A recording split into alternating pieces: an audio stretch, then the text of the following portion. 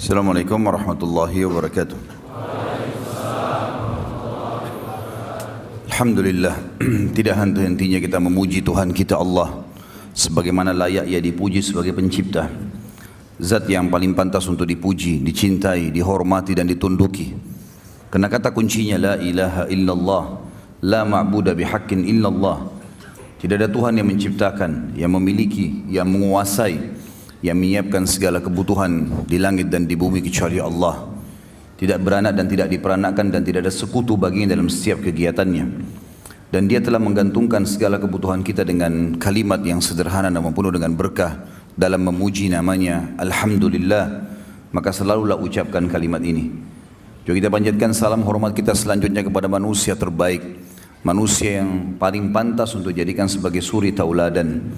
Telah disempurnakan jalur nasabnya, fisiknya dan akhlaknya oleh Sang Pencipta dan dipilih secara langsung menutup risalah kenabian dan kerasulan.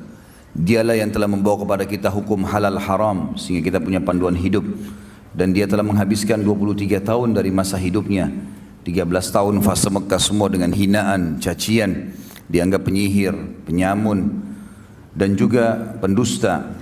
Kemudian di fase Madinah 10 tahun dianggap sebagai atau masa penyempurnaan agama Islam.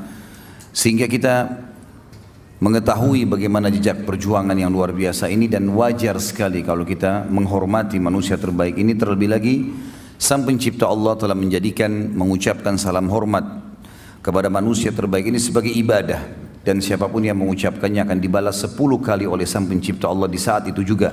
Artinya tambahan rahmat dan karunia.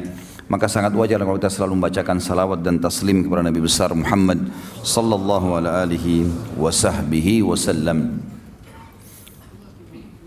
Tidak pernah teman-teman sekalian kita melupakan syukur yang luar biasa atas nikmat Allah ini, karena kita sudah termasuk menyelesaikan sekian puluh serial sahabat.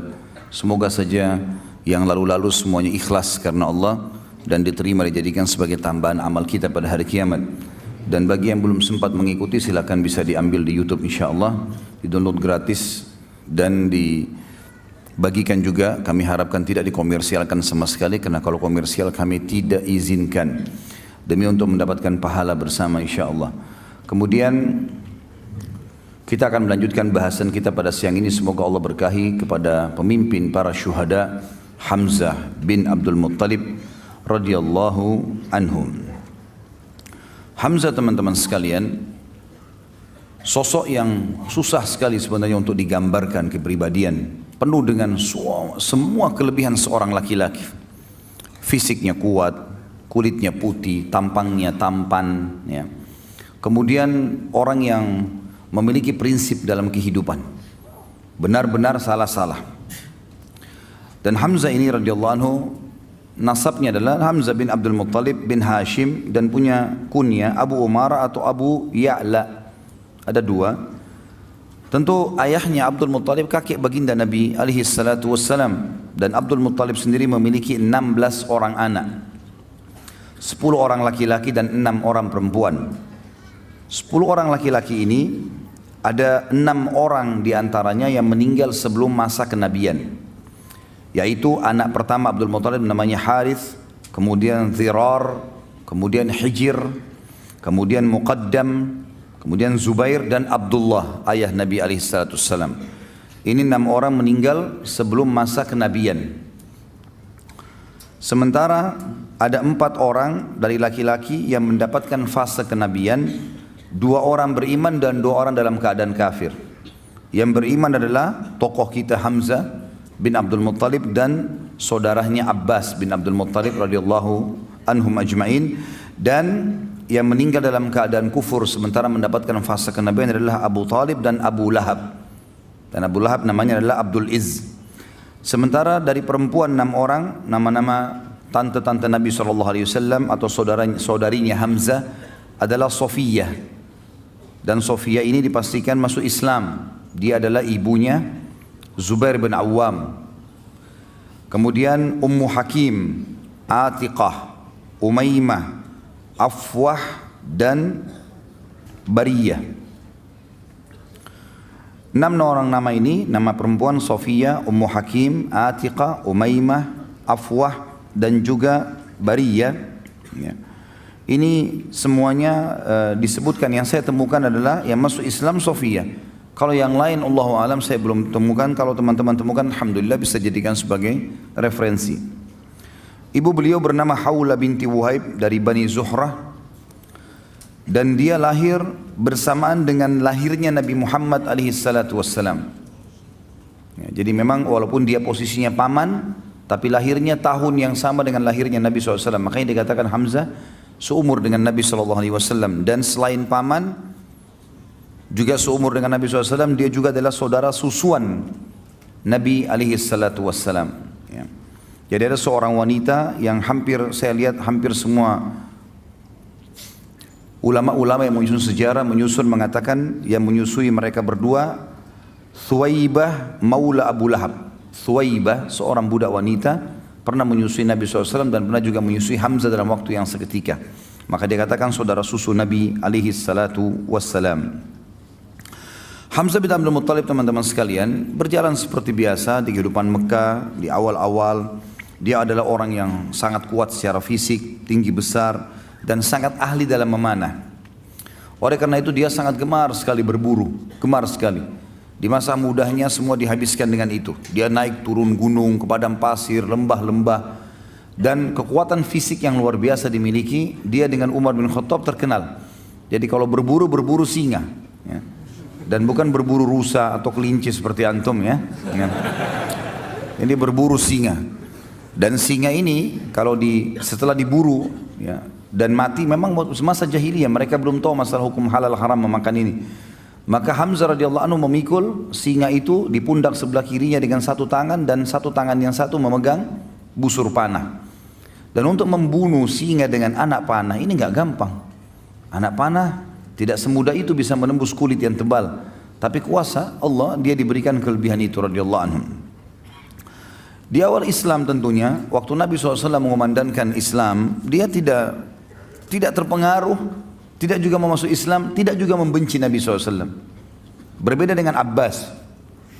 Abbas radhiyallahu anhu nanti kita akan jelaskan, dia tidak masuk Islam untuk menjaga hubungan dengan kaumnya, tapi dia suka dengan Islam. Hamzah tidak cenderung kepada keduanya. Tidak ikut-ikutan membenci Islam, tidak juga mendukung keponakannya. Makanya yang paling condong mendukung itu adalah Abu Talib sebenarnya. Tapi yang jelas teman-teman sekalian, ada satu kejadian dengan hikmah Allah terjadilah masuk Islamnya tokoh kita ini dengan tiba-tiba begitu saja. Kisahnya adalah pernah satu waktu Nabi SAW waktu di Mekah selalu dicaci maki, dan caci makian ini selalu dianggap biasa oleh baginda Nabi SAW. Biasa sekali dianggap, sudahlah kamu penyihir didiamin, kamu penjahat didiamin, kamu penyamun dibiarin. Bahkan Nabi SAW pernah lagi sujud dituangkan kotoran unta di atas leher beliau SAW diam. Bahkan pernah batang leher beliau diinjak ya, sampai susah bernafas gitu kan. Namun Nabi SAW sabar, dibiarin saja karena tidak ada kekuatan di Mekah. Beliau bersabar dan belum ada perintah untuk melawan pada saat itu. Tapi satu waktu teman-teman sekalian, Abu Jahal waktu melihat Nabi SAW lagi tawaf, dia mengucapkan kata-kata yang sangat menyakitkan, bahkan lebih sakit daripada melukai fisik. Namun dalam buku sejarah tentu tidak disebutkan cacian itu seperti apa. Cuman hampir semuanya mengatakan cacian itu sangat menyakitkan, bahkan mengalahkan sakitnya fisik. Penghinaan yang luar biasa. Dan tidak ada orang yang membela Nabi SAW, walaupun dari suku beliau. Ada seorang budak wanita, budaknya Abdullah bin Jud'an. Abdullah bin Jud'an ini adalah orang yang terkenal sangat baik sekali di Mekah. Hadis Aisyah mengatakan, ya Rasulullah, ibnu Jud'an orangnya sangat baik di Mekah, sangat santun, suka silaturahim keluarga, suka bantu orang susah. Kata Aisyah radhiyallahu anha, ya Rasulullah, dalam hadis Bukhari Muslim, ibnu Jud'an, siapa yang tidak kenal kebaikannya di masa jahiliyah? Apakah bermanfaat amal-amal yang dia kerjakan? Kata Nabi SAW, tidak sama sekali. Karena dia belum pernah beriman kepada Allah. Dia tidak syahadat, tidak masuk Islam. Yang jelas Ibnu Jud'an ini, Abdullah bin Jud'an, tidak pernah membenci Nabi SAW, tapi dia tidak masuk Islam.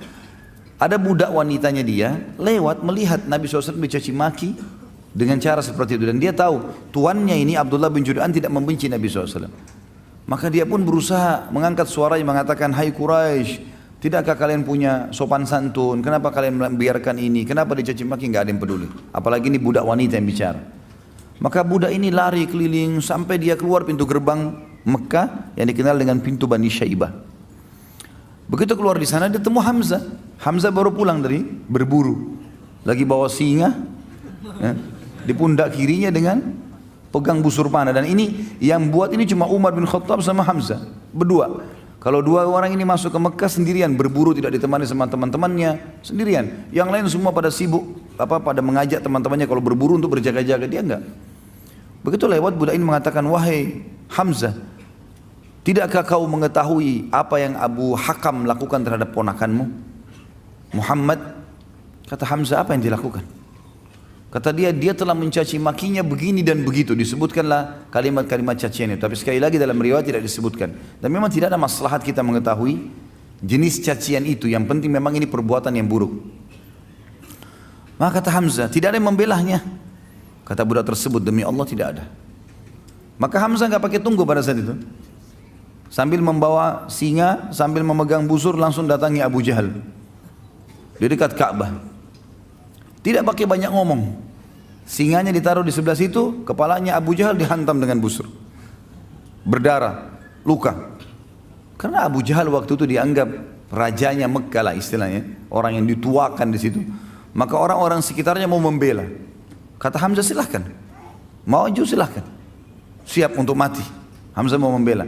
Lalu dia mengatakan kepada Abu Jahal, hai Abu Hakam, berani benar kau caci maki ponakanku, sementara aku dalam agamanya. Kalimat itu, sementara aku dalam agamanya. Padahal Hamzah belum masuk Islam ini.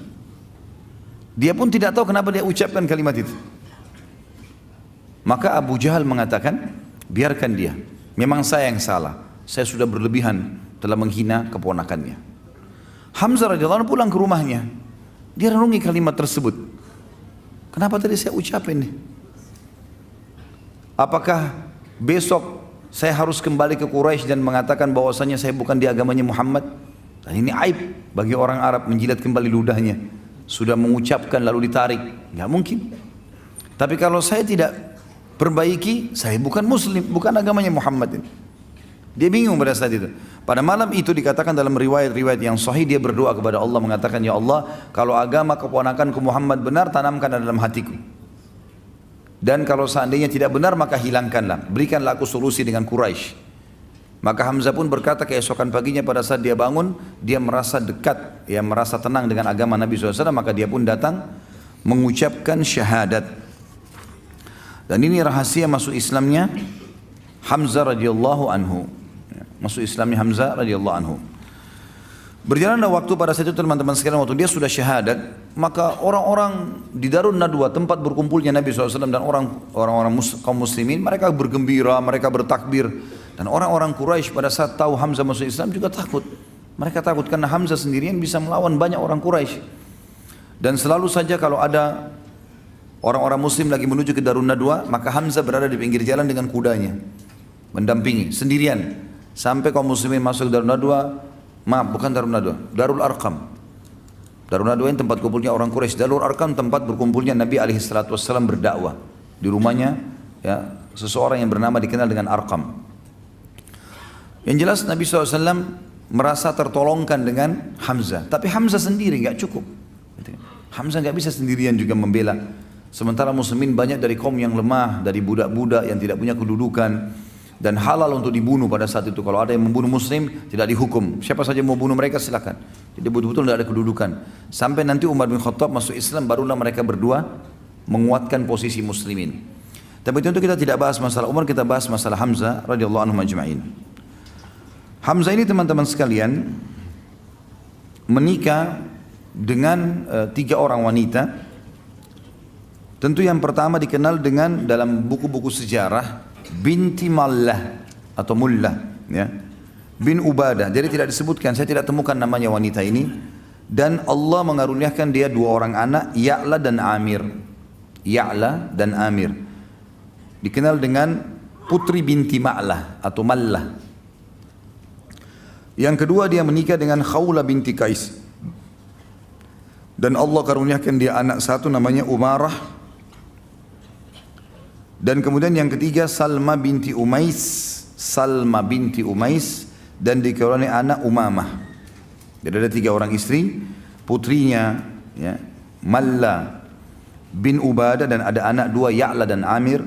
Dari istri yang kedua Khawla binti Qais, dan ini dikaruniai anak Umarah, dan juga Salma binti Umais dikaruniai Umamah. Jadi Hamzah di sini berarti memiliki kurang lebih 4 orang anak. 4 orang anak.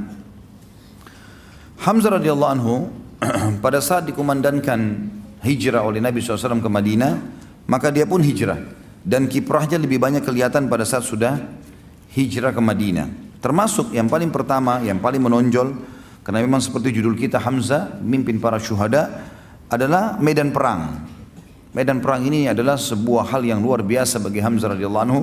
Sampai-sampai waktu Nabi SAW membentuk brigade pertama atau Sariyah pertama.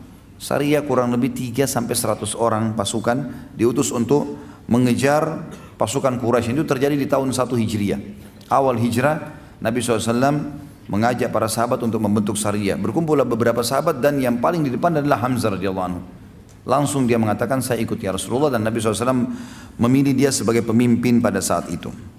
Rasulullah SAW mengutus pada saat itu 30 orang muhajirin untuk menghadang kafilah dagang orang-orang Quraisy yang pulang dari negeri Syam, dan pada saat itu dipimpin oleh Abu Jahal bin Hisham, dan dia memiliki 300 orang pengawal. Bertemulah 30 lawan 300, dan Hamzah memotivasi mereka untuk mati syahid. Maka pada saat sudah akan berhadapan dan Abu Jahal pun tidak bisa menghindar, dia harus berhadapan. Ternyata tempat itu ada satu suku Arab namanya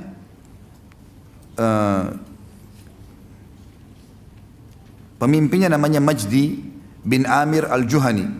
Dan di sini suku adalah suku al-Juhani, berarti sekutu pada saat itu, ya, sekutu kedua belah pihak. Dia sama Muslim punya urusan kerjasama, sama Quraisy juga ada urusan kerjasama. Lalu Majdi berusaha masuk di tengah-tengah lalu mengatakan tidak ada peperangan di wilayah saya. Kalau mau berperang silakan di luar, tapi di sini jangan. Di tempat suku saya, kekuasaan saya tidak boleh. Maka terjadilah pada saat itu terpisah dan tidak bisa atau tidak jadi peperangan. Dan Hamzah pulang sesuai dengan instruksi Nabi SAW. Kalau kafilah Quraisy dapat, serang, ambil. Kalau enggak, maka pulanglah. Dan juga kita perlu ketahui di sini teman-teman sekalian, baginda Nabi SAW membentuk, kalau setiap kali mau serang kafilah Quraisy, itu umumnya yang dijadikan pemimpin dan dijadikan sebagai pilihan untuk bisa menyerang adalah orang-orang Mekah. Karena memang mereka punya hak. Dan di sini perlu kita luruskan pemahaman yang mengatakan seakan-akan umat Islam atau Nabi SAW menghalalkan merampok. Ini bukan merampok. Karena umumnya muslimin yang hijrah ke Madinah, hartanya di Mekah diambil semua. Termasuk Nabi SAW. Rumahnya Nabi sendiri diperjualbelikan oleh Quraisy, diambil. Rumah Nabi, rumahnya Khadijah dulu besar sekali di Mekah. Khadijah termasuk orang nomor 1 paling kaya di Mekah. Tapi diambil, direbut oleh orang-orang Quraisy dan diperjualbelikan. Diambil oleh tokoh-tokoh mereka lah. Maka Nabi SAW menyuruh para muhajirin mengambil hak mereka kembali. Karena biasanya kafilah-kafilah dagang ini yang pergi ke negeri Syam, itu yang punya adalah pemimpin-pemimpin Quraisy. Termasuk Abu Jahal, Abu Sufyan, Umayyah bin Khalaf dan seterusnya. Maka Nabi SAW menyuruh muhajirin untuk menyerang. Ini maksudnya. Jadi tidak ada sama sekali unsur merampok di sini. Dan jangan disalahfahami teman-teman sekalian.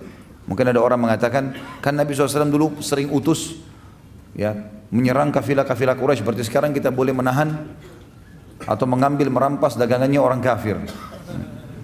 Ini pemahaman yang salah ini. Ya. Tidak boleh seperti itu. Di sini ada alasan syar'i. Kalau satu suku, satu negara memang dasarnya mengambil, merampas hak kita lalu kita menyerang, itu berbeda. Itu hukum yang lain. Kemudian teman-teman sekalian, kiprah di perang yang lain adalah Badr. Kiprah di perang Badr. Perang Badr terjadi di Ramadan tahun 2 Hijriah. Nabi SAW mengajak siapa saja yang mau dari penduduk Madinah untuk keluar, muslimin.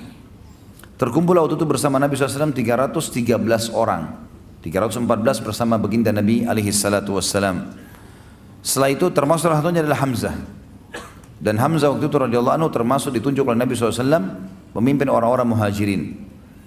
Berangkatlah mereka ke Badr dengan tujuan mengejar kafilahnya Abu Sufyan, yang pada saat itu dikawal kurang lebih 200 atau 300 orang juga. Kemudian pas tiba di wilayah Badr, kafilah Abu Sufyan lolos. Allah sebutkan panjang lebar dalam surah Al-Badr tentang, surah Al-Anfal tentang perang Badr ini. Bahkan Allah menamakan dengan perang atau hari Furqan yang membedakan antara kebenaran dan kebatilan. Allah juga menyebutkan tentang perang Badr ini kalau murni di situ ada campur tangan Allah dalam perang Badr. Allah mengatakan dalam surah Al-Anfal, "A'udzubillahi minasyaitonirrajim walau tawa'adtum lakhtalaftum fil mi'ad walakin liyaqdiyallahu amran kana maf'ula." Kalau kalian saling janjian antara pasukan muslim sama pasukan Quraisy, maka kalian tidak akan mungkin bertemu. Karena dua-duanya belum pernah berperang. Maka agak sulit jiwa pada saat itu untuk berperang. Allah SWT ingin menjadikan perang Badar pemicu supaya muslimin berani untuk mempertahankan kebenaran setelah itu. Yang jelas saudaraku seiman, keluarlah 314 orang ini tiba di wilayah Badar. Ternyata kafilah Abu Sufyan berhasil lewat lembah, gunung, lereng dan berhasil lolos. Tapi sebelumnya Abu Sufyan mengirim surat ke Mekah, kemudian meminta agar Abu Jahal dan grupnya ini semuanya untuk datang, dan terbentuklah 1000 pasukan perang. Beda antara pasukan perang dengan baju besinya, dengan topi besinya, dengan perlengkapan anak-anak panah yang banyak, pedang beberapa beberapa pedang yang dipersiapkan kalau patah, kalau jatuh, itu semua persiapan perang. Kalau persiapan menyerang kafilah beda. 314 orang menyerang 300 orang, berarti berimbang kekuatan atau bahkan muslimin lebih banyak. Cuma tanpa disangka mereka keluar, bahkan banyak di antara sahabat tidak pakai baju besi sama sekali. Ada di antara mereka tidak sama sekali pakai penutup kepala kecuali imamahnya saja. Tidak ada besi yang dipakai karena cuma menyerang kafilah, apalagi bersama Nabi SAW gitu. Pas tiba di wilayah Badar, lolos kafilah Abu Sufyan. Abu Sufyan berhasil mengirim surat, ternyata sudah keluar 1000 orang pasukan dari Mekah. Dan mereka cuma dipisahkan dengan sebuah gunung yang lebih dekat dengan Madinah namanya Udwatid Dunia, dan yang lebih jauh di seberang gunung namanya Udwatil Quswa. Seperti itulah kurang lebih. Yang terjadi teman-teman sekalian, muslimin tiba di Udwatid Dunia dan musyrikin tiba di Udwatil Quswa. Kafilah sudah lewat ya. Kata Allah dalam surah Al-Anfal, "A'udzubillahi minasyaitonir rajim, antum bil udwatid dunya wa hum bil udwatil quswa war rakbu asfala minkum." Ingatlah ketika kalian muslimin tiba di wilayah dunia, sisi gunung yang lebih dekat dengan Madinah, dan orang-orang musyrik Mekah yang 1000 pasukan di Quswa, di sebelahnya gunung, dan rakbu kafilah asfala minkum, lebih rendah dari kalian, maksudnya sudah berhasil lolos ya. Kalau kalian saling janjian maka tidak akan terjadi. Maka ringkas cerita teman-teman sekalian, Allah Subhanahu wa taala menyampaikan kepada Nabi Muhammad SAW kalau ada pasukan sudah tiba, gitu kan. Lalu Nabi SAW bermusyawarah dengan para sahabat, bagaimana saran kalian? Sekarang kafilah sudah lolos, yang ada di depan kita pasukan perang 1000 orang, kafilah 300 orang sudah lolos, nggak ada harta, nggak ada apa-apa. Ini pasukan yang kita hadapi, bagaimana pendapat kalian? Abu Bakar berdiri mengatakan, "Ya Rasulullah, pergi kemana saja yang anda mau." Umar juga mengatakan, "Ya Rasulullah." Mikdad mengatakan, "Ya Rasulullah." Hamzah pun mengatakan, "Ya Rasulullah, jalan." Kami setuju semua. Sampai Nabi SAW mengatakan, "Berikan pendapat." Lalu orang-orang Ansar mengatakan, "Ya Rasulullah," karena ini baru pertama kali orang-orang Ansar ikut bersama Nabi SAW. Biasanya kalau menyerang kafilah selalu orang-orang Quraisy, orang Muhajirin saja. Tapi kali itu orang Ansar diberikan kesempatan. Maka berdirilah Sa'ad radhiyallahu anhu mengatakan, "Ya Rasulullah, seakan-akan anda menginginkan kami orang Ansar." Kata Nabi SAW, "Iya, tentu saja." Lalu kata Sa'ad, "Ya Rasulullah, perintahkan apa saja. Anda mau kemana saja perintahkan, kami akan ikut. Kami bukan berarti mau membela anda di Madinah saja, di mana saja kami akan bela anda. Kalau seandainya anda pun turun ke lautan, anda perintahkan kami akan ikut." Maka Nabi SAW pun senang pada saat itu, persiapan perang sudah akan terjadi. Ringkas cerita pernah saya ceritakan, tentu ini peperangan mulailah mau berkecamuk, tapi malam harinya Allah turunkan hujan yang lebat di tempatnya orang-orang musyrik, sampai membuat baju mereka basah semua, kuda mereka basah, jalanannya jadi becek, semuanya jadi sulit untuk berperang, dan mereka malam itu tidak bisa tidur sehingga mereka letih. Di tempat muslimin turun hujan gerimis, dan hujan gerimis ini menyebabkan para sahabat ngantuk, sampai ada di antara mereka dalam riwayat Bukhari mengatakan di perang Badar setiap kali dia berjaga, dia bilang, satu malam itu bisa 10 kali pedang saya jatuh kena ngantuknya. Dan ternyata ngantuk ini menghilangkan rasa takut ya. Menghilangkan rasa takut. Orang kalau sudah ngantuk sekali, dia akan tidur di pinggir jalan, dia akan tidur di hutan, pokoknya ngantuk sudah nggak mau tahu gitu kan ya. Tapi kalau orang nggak ngantuk ini susah gitu. Maka ngantuk ini Allah SWT sebutkan dalam surah Al-Anfal juga, amanatan nu'asan, itu ngantuk yang membuat kalian bisa tenang. Maka tanah di tempat muslimin menjadi basah biasa saja, dan padang pasir kalau kering sekali berat untuk dilewatin, kalau basah sekali juga berat, becek melengket semua di sendal dan seterusnya. Maka tempat muslimin jadi basah sedikit sehingga mudah untuk dilangkahi. Juga mereka bisa istirahat malam itu, orang musyrik tidak. Bertemulah pasukan keesokan harinya, 1000 melawan 300. Nabi SAW sempat berdoa di kemah beliau. Berdoa, tentu ini kisahnya panjang, perang Badr sudah saya pernah ceritakan dan ada juga di Sirah Nabawiyah yang sudah kita paparkan panjang lebar insyaAllah di YouTube. Yang jelas Nabi SAW berdoa mengatakan, ya Allah, kalau seandainya engkau membinasakan mereka ini ya Allah, maka tidak ada lagi yang bisa menyembahmu di muka bumi. Maka selamatkanlah, menangkanlah. Abu Bakar sempat mengatakan, ya Rasulullah, tenangkan diri anda, Allah sudah menjanjikan kok. Ringkas cerita, Nabi SAW tertidur sejenak, lalu bangun, lalu tersenyum. Kata Abu Bakar, kenapa ya Rasulullah? Kata Nabi SAW, berita gembira, Allah sudah menjanjikan. Kalau kita berhadapan sama musuh ini, kita pasti menang. Kalau kita pun mengejar kafilah, kita pasti dapat, salah satunya. Berarti pasti nggak mungkin tidak lolos gitu. Berkecamuklah pada saat itu Nabi SAW bertakbir, mengatur strategi perangnya adalah, Nabi SAW, orang Arab biasa tradisi begini dulu kalau perang. Pasukan menyerang nih, kalau ada yang menyerang dari depan, maka mereka tunggu, bertahan, menahan dengan tangkisan, dengan perisai mereka. Setelah itu musuh mundur, mereka kasih kesempatan, baru mereka menyerang lagi. Datang lagi nebas, nyerang, kemudian kembali lagi. Begitu terus, nanti dari situ dilihat kalah atau menangnya. Tentu di peperangan sederhana sekali ya. Tapi Nabi SAW mengatur strategi yang berbeda. Kata Nabi SAW, jangan mulai penyerangan, semuanya duduk di bawah. Duduk di bawah, mereka sampai pegang perisai. Di bagian depan orang-orang yang pegang tombak dan pedang. Di bagian belakang para pemanah. Dibagilah oleh Nabi SAW. Orang-orang Quraisy bingung, belum pernah berperang dengan orang di medan perang duduk. Biasanya orang berhadapan, dihantam, pukul, kemudian mereka mundur, seperti itulah.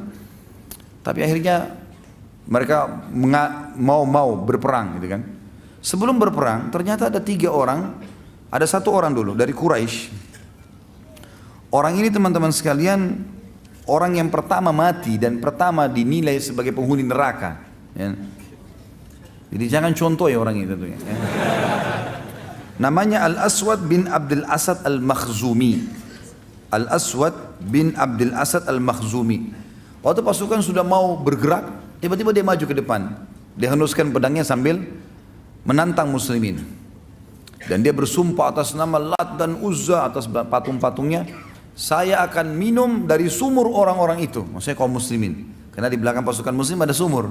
Mereka nggak ada sumur gitu. Dengan sombongnya gitu kan. Siapa yang akan menantang saya?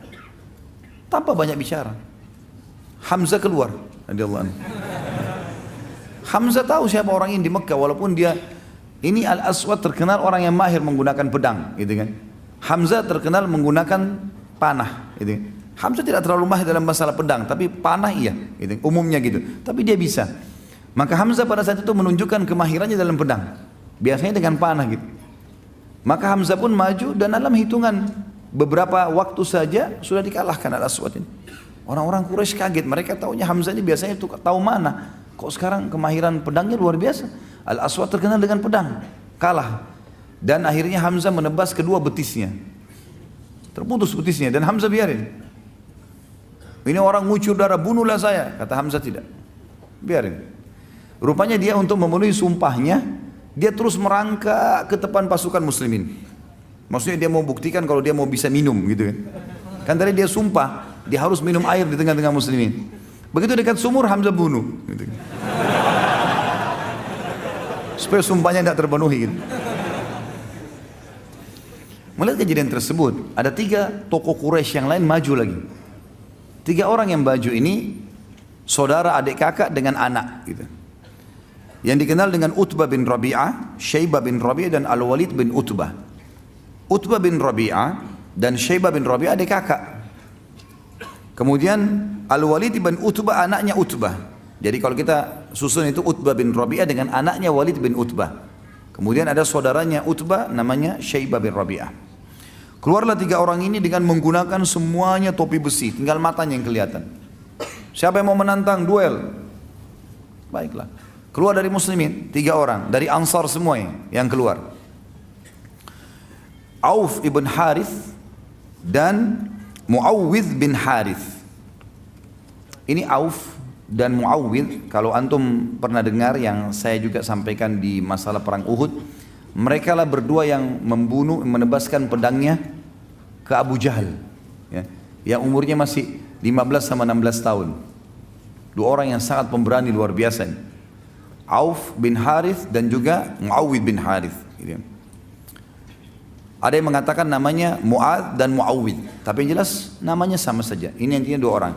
Dan yang ketiga adalah Abdullah bin Rawahah.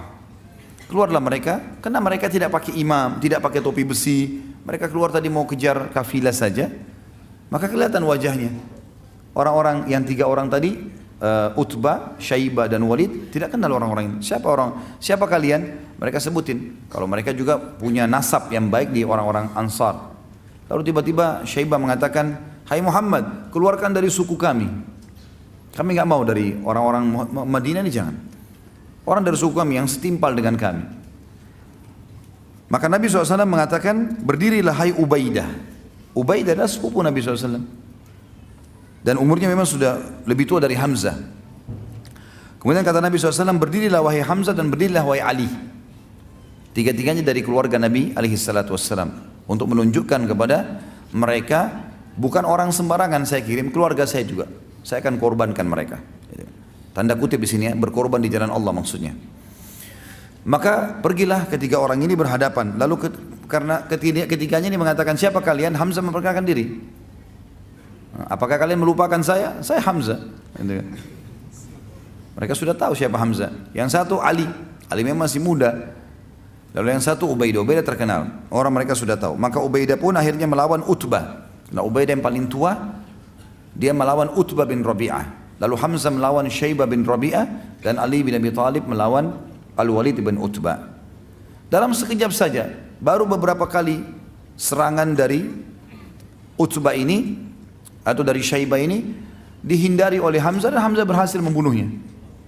Ali bin Abi Thalib pun dalam sekejap setelah Hamzah langsung membunuh Al-Walid. Tinggal Ubaidah bersama dengan Utbah, gitu kan? Tinggal 2 orang ini.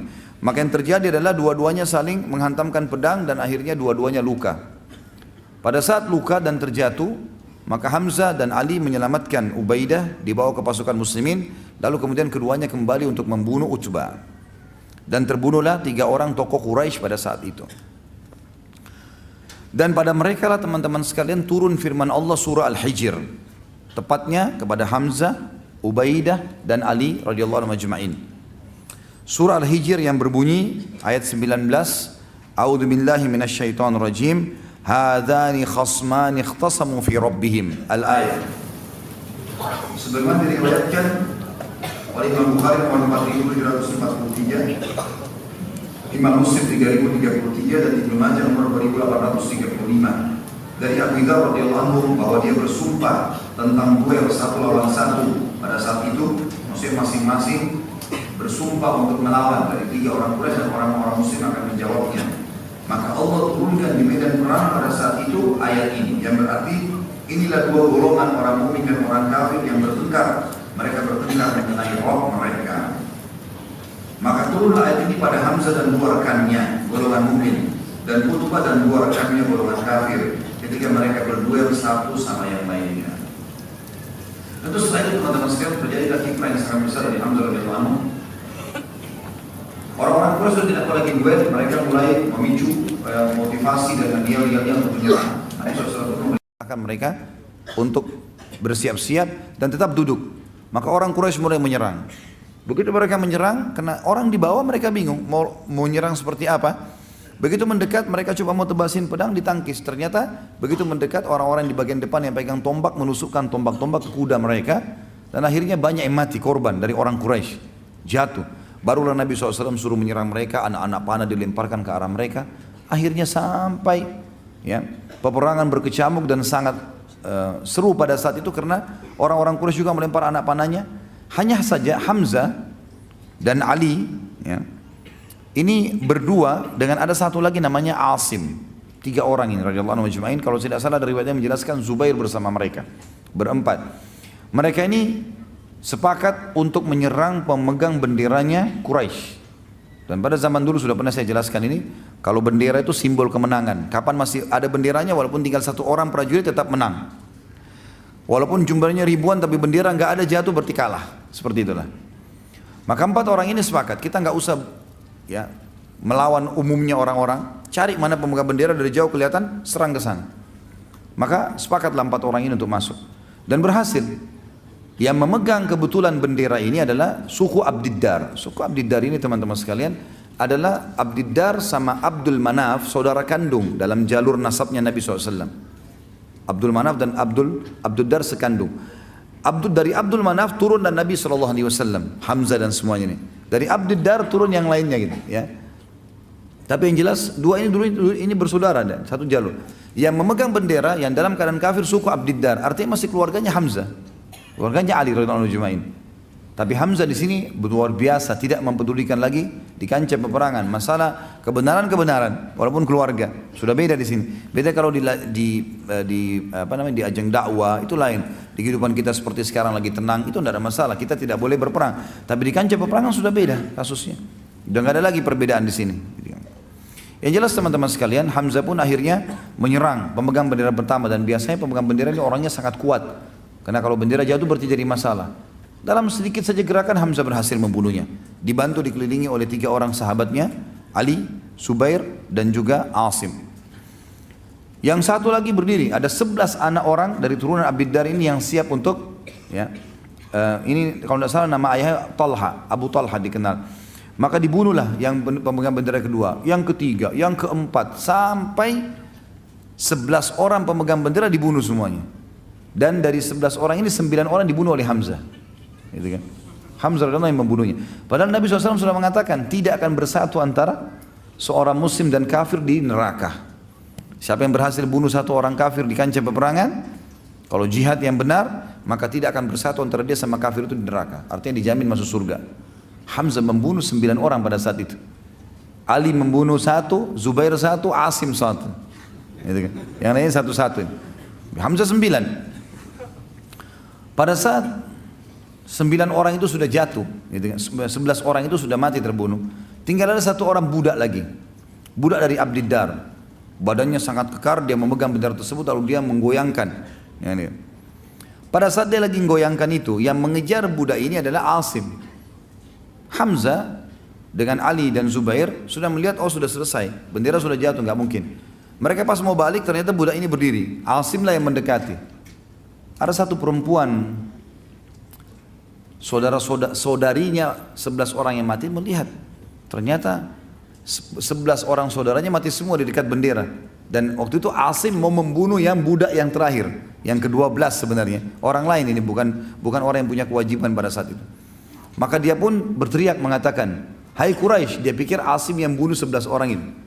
Hai Quraisy, siapa yang bisa mendatangkan kepada saya kepalanya Asim, maka saya akan bersihkan otaknya, batok kepalanya, lalu saya isi dengan emas, sejumlah itulah punyanya dia.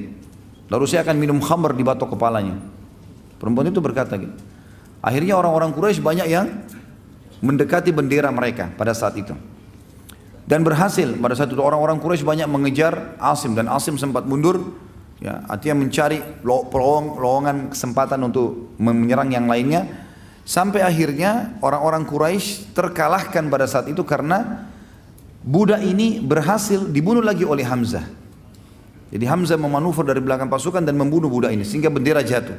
Dan waktu itu sudah tidak ada lagi berani yang memegang bendera karena bendera ini tertancapkan. Dan di situ ada 12 orang yang memang ditugaskan Quraisy untuk memegang bendera. Maka kocar-kacirlah pasukan ini, bubar semuanya, gitu kan. Jadi kita bisa katakan teman-teman sekalian, kemenangan di Badar disebabkan oleh siapa? Setelah Allah SWT, Hamzah. Karena Hamzah membunuh 10 orang sekarang. 9 tadi dari memang pegang bendera, yang satu ini adalah budak yang juga memegang. Dan akhirnya gara-gara itu lemahlah pasukan Quraisy, terkalahkan mereka. Pada saat itu teman-teman sekalian, menanglah muslimin dan dikatakan dengan hari Furqan. Dan Nabi SAW mengatakan, Allah telah memberitahukan kepadaku bahwasanya penghuni Badar yang hadir di Badar boleh berbuat apa saja dan Allah sudah maafkan kesalahan mereka. Dan Hamzah adalah salah satunya.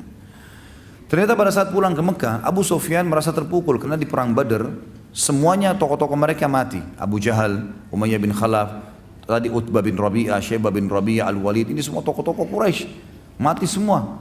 Ya, Quraisy banyak sekali, sekitar 70 atau berapa orang yang mati semuanya. Maka Abu Sufyan bilang jangan ada yang bersedih. Nanti muslimin merasa tamak dengan kita. Kita harus bentuk pasukan, tahun depan serang. Tahun depannya, tahun 3 Hijriah terjadilah perang Uhud. Ya. Waktu pasukan Quraisy keluar dari Mekah jumlahnya 3.000 orang, Nabi SAW mendapatkan wahyu untuk perang Uhudnya.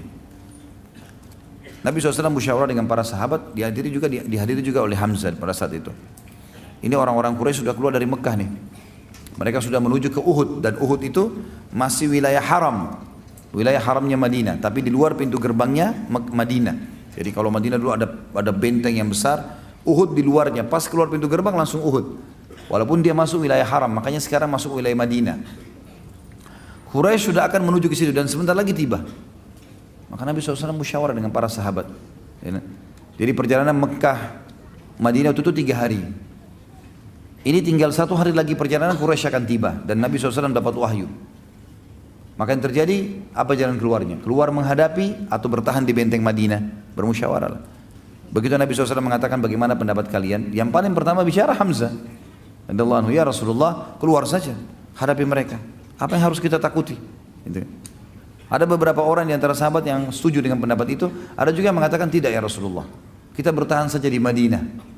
Di antaranya yang banyak mau bertahan di Madinah pada saat itu adalah orang-orang munafik. Orang-orang munafik. Ya.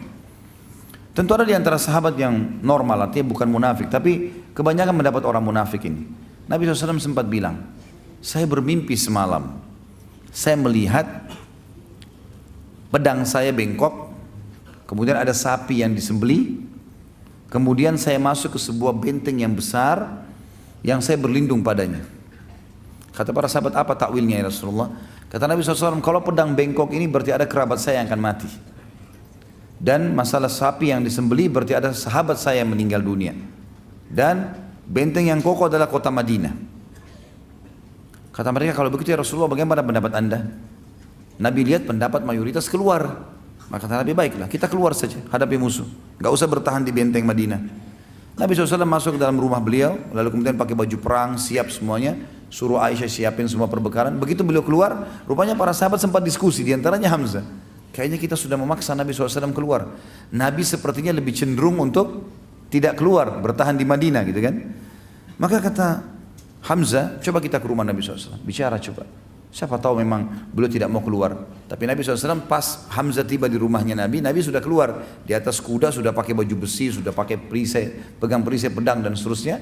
Maka kata mereka Hamzah dan teman-temannya, ya Rasulullah, kayaknya kami memaksakan anda keluar. Kalau anda mau tinggal di Madinah nggak masalah. Maka keluarlah hadis Nabi SAW yang mulia, tidak layak bagi seorang Nabi yang sudah pakai baju perang, masih punya pilihan ragu untuk tidak berperang melawan musuh. Kalau sudah pakai baju perang begini nggak ada ceritanya, nggak boleh lagi dibatalin, gitu kan? Tidak layak seorang nabi sudah mempersiapkan untuk perang lalu kemudian dia membatalkannya sampai Allah menunjukkan dia kayak menang atau musuhnya yang menang. Maka akhirnya pasukan pun keluar. Teman-teman sekalian, masuklah pada saat itu di wilayah Uhud. Nabi SAW keluar dari benteng. Kalau kita ibaratkan misal kotak di depan saya ini, ya, mic ini misalnya adalah kota Madinah, keluar. Di sebelah kanannya itu adalah Uhud, di sebelah kirinya adalah kota Mekah. Pasukan musuh datang dari sana untuk menyerang Madinah. Nabi SAW keluar dari pintu gerbang sebelum mereka tiba beberapa saat, lalu memanuver dari perkebunan kurma yang ada di sekitar gunung Uhud. Mutar, termasuk ada kebunnya satu orang munafik yang ngotot supaya pasukan muslim tidak lewat di situ. Tapi Nabi SAW suruh pasukan lewat, gitu kan? Kata Nabi SAW, kebetulan dia buta matanya dan caci maki, Nabi SAW caci maki Islam. Tapi ngaku muslim, kata Nabi SAW, ini orang buta matanya dan buta hatinya. Ya. Maka Nabi SAW lewat dengan pasukan sampai manuver ada di depannya Uhud. Jadi sudah menghadap ke Mekah, gitu kan? Pasukan Quraisy itu tiba, melihat kejadian tersebut, mereka juga sudah mengatur balik. Tadinya mau menyerang Madinah, sekarang menghadap ke pasukan muslimin.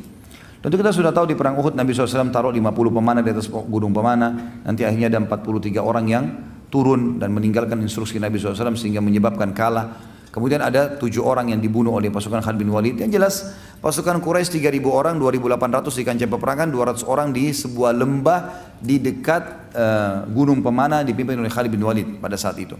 Dengan Amr bin As, dua orang ini terkenal pada saat itu, nanti dia masuk Islam tentunya. Itu sebagai pimpinan Quraisy yang di dalam pasukan 200 orang. Di antaranya Ikrimah bin Abi Jahal. Dan sudah kita jelaskan pada pertemuan yang lalu. Yang jelas teman-teman sekalian, terjadilah pada saat itu pasukan bertemu, ini 650 orang lawan 2.800. Sekali lagi, kiprah Hamzah radhiyallahu anhu luar biasa. Hamzah melakukan hal yang sama di perang Badar, mencari mana pemegang benderanya Quraisy. Dia sepakat lagi sama Ali, Zubair, Asim, yang lalu-lalu semuanya, dan ada beberapa orang sahabat sampai 7 orang siap untuk menyerang bendera. Begitu takbir, percikan takbir, maka terjadilah pada saat itu peperangan dan berhasil membunuh banyak sekali pemegang bendera. Setiap pemegang mati, setiap pemegang mati. Akhirnya Quraisy kocar-kacir. Ditambah lagi dengan pemanah yang 50 orang di atas ini luar biasa. Memanah ke arah pasukan Quraisy. Kalau 50 anak panah lepas dan tepat sasaran, 50 orang mati seketika. Dan orang-orang pemanah ini mahir, melempar panah, cabut lagi dengan cepat sekali. Dalam satu kotak bisa 100 panah, gitu kan. Kemahiran yang luar biasa sebenarnya. Akhirnya Quraisy kocar-kacir, dan pada saat itu para sahabat menggambarkan, kami melihat kancah peperangan kosong, nggak ada sama sekali Quraisy. Bahkan mereka meninggalkan kaum wanita mereka. Termasuk tradisi orang Arab pada saat itu sangat aib meninggalkan wanita di kancah peperangan. Lebih baik dia mati daripada meninggalkan perempuan. Tapi waktu itu perempuan semua kelihatan tidak bisa lari. Laki-lakinya semua sudah lari pakai kuda, gitu kan. Maka mereka naik ke bukit-bukit kelihat. Para sahabat tentu memunguti harta rampasan perang, dan terjadilah hal yang diinginkan dengan hikmah Allah Subhanahu wa taala. Turunlah 43 orang dari pemanah tadi. Hamzah dengan teman-temannya 650 orang ini, kurang lebih 600 orang pasnya, karena 100 orang ada di belakang. 600 orang ini semuanya ya mengejar musuh yang 2000 itu. Memastikan mereka agar jauh dari Madinah, gitu kan. Begitu dikejar.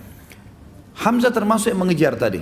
Ada sebagian orang yang memungut harta rampasan perang, sekitar mungkin 100 orang kalau kita total jumlahnya, bersama dengan 50 orang pemanah di atas. Maka yang 43 orang dari pemanah mengatakan kayaknya sudah habis nih, sudah nggak ada lagi musuh. Ayo kita turun. Abdullah bin Jubair, pemimpin mereka di atas bukit pemanah, mengatakan jangan. Rasulullah SAW menginstruksikan jangan turun, menang atau kalah. Maka mereka mengatakan tidak ada lagi, hai Abdullah, apalagi mau ditunggu. Mereka turun, akhirnya berkhianat di sini tanda kutip. Lalu Khalid bin Walid melihat kejadian tersebut, putar dari lembah, naik ke atas gunung, membunuh 7 orang. Kemudian Khalid bin Walid menyerang dari belakang. Pada saat diserang dari belakang teman-teman sekalian, maka 600 orang tadi sudah jauh ke depan. Yang di bawah sisa 100-an saja. Maka ini diserang oleh Khalid bin Walid. Terjadilah pada saat itu korban yang sangat banyak, luka, mati dan seterusnya. Lalu bendera orang Quraisy yang jatuh diangkat oleh Khalid bin Walid dengan pasukannya. Lalu pasukan Khalid terbagi dua. Ada yang menyerang Nabi SAW yang berada di dekat bukit Uhud. Ada yang menyerang, menghabiskan atau berusaha membunuh kurang lebih 100 orang sahabat yang ada di situ. Pada saat itu bendera berdiri dari jarak jauh. Yang 2000 orang tadi yang lari itu melihat bendera berdiri lagi di kancah peperangan. Mereka kembali. Dan pada saat mereka kembali, pasukan muslimin yang mengejar juga melihat, kok bisa kembali lagi. Mereka lihat ke belakang, ternyata bendera Quraisy berdiri. Mereka berusaha kembali duluan ke kancah peperangan sebelum orang-orang ini tiba gitu. Nah pada saat itu terjadi dua hal yang besar. Terjadi tabrakan antara pasukan muslim yang melarikan diri dari dikejarnya oleh Khalid bin Walid dengan pasukan 600 sahabat yang kembali. Sampai ada beberapa sahabat yang mati pada saat itu korban karena kesalah bunuh gitu. Ada sahabat yang membunuh sahabat Nabi yang lain karena tidak faham. Tapi ini dimaafkan oleh Allah SWT tentunya melalui lisan Nabinya Muhammad SAW. Ringkas cerita, rupanya sebelum berangkat pasukan Quraisy, ada satu orang yang sangat jengkel sekali dengan Hamzah. Dan orang ini sebenarnya Jubair bin Mut'im. Ya. Jubair bin Mut'im ini punya paman terbunuh pada saat itu di Badr dan dibunuh oleh Hamzah. Maka dia berkata kepada budaknya yang bernama Wahsy, berangkatlah bersama orang-orang jika engkau membunuh Hamzah, paman Muhammad, demi membalas dendam pamanku yang bernama Thuaimah bin Adi yang dibunuh oleh Hamzah, maka engkau akan merdeka. Waktu masih di Mekah. Dan kebetulan memang si Wahsy ini orang yang sangat mahir. Saking mahirnya dia melempar tombak sampai dikatakan dia bisa melempar tombak memasuki sebuah lubang besi yang diputar dengan kencang, gitu kan? Kemudian dia bisa melempar dan bisa masuk ke tengah-tengahnya tanpa harus memberhentikan goyangannya besi itu. Jadi saking cepatnya, jadi besi bulat diikat dengan tali kemudian diputarin dengan kencang. Itu sementara berputar dia bisa lempar tombak melewati tengah-tengah lubangnya tanpa memberhentikan goyangnya lingkarannya besi itu. Jadi sangat luar biasa terampilnya. Maka dia mengatakan kau akan bebas. Kata Wahsy, saya pun pada saat itu tidak berpikir apa-apa masuk kancah peperangan kecuali harus bisa membunuh Hamzah karena saya bebas, saya nggak ingin berperang. Waktu Hindun binti Utbah, istrinya Abu Sufyan, ayahnya dia Utbah bin Rabi'ah yang terbunuh pada saat duel di Badr, gitu kan? Utbah ayahnya dia dibunuh oleh Hamzah karena waktu Utbah duel sama Ubaidah kan terluka. Lalu kemudian waktu Ubaidah diselamatkan oleh Hamzah dan Ali, Hamzah menusuk Utbah. Syaibah pamannya Hindun juga dibunuh oleh Hamzah. Al-Walid saudaranya dia dibunuh oleh Ali, gitu kan? Maka dua orang sini ayah dan pamannya dibunuh oleh Hamzah. Maka dia pun memanggil Wahsy sambil mengatakan, hai Wahsy, selain majikanmu Jubair bin Mut'im yang akan menjanjikan kau bebasan, kamu lihat ini perhiasan saya, dikeluarin satu kotak penuh perhiasan yang mahal sekali. Karena dia ratu Mekah. Ini semua jadi milikmu, asal kau bunuh Hamzah. Kata Wahsy pada saat itu, saya benar-benar cuma berpikir pada saat itu bagaimana saya bisa mendapatkan kebebasan dan mendapatkan harta ini. Itu saja yang saya pikirin. Di sini ada satu hal yang menarik.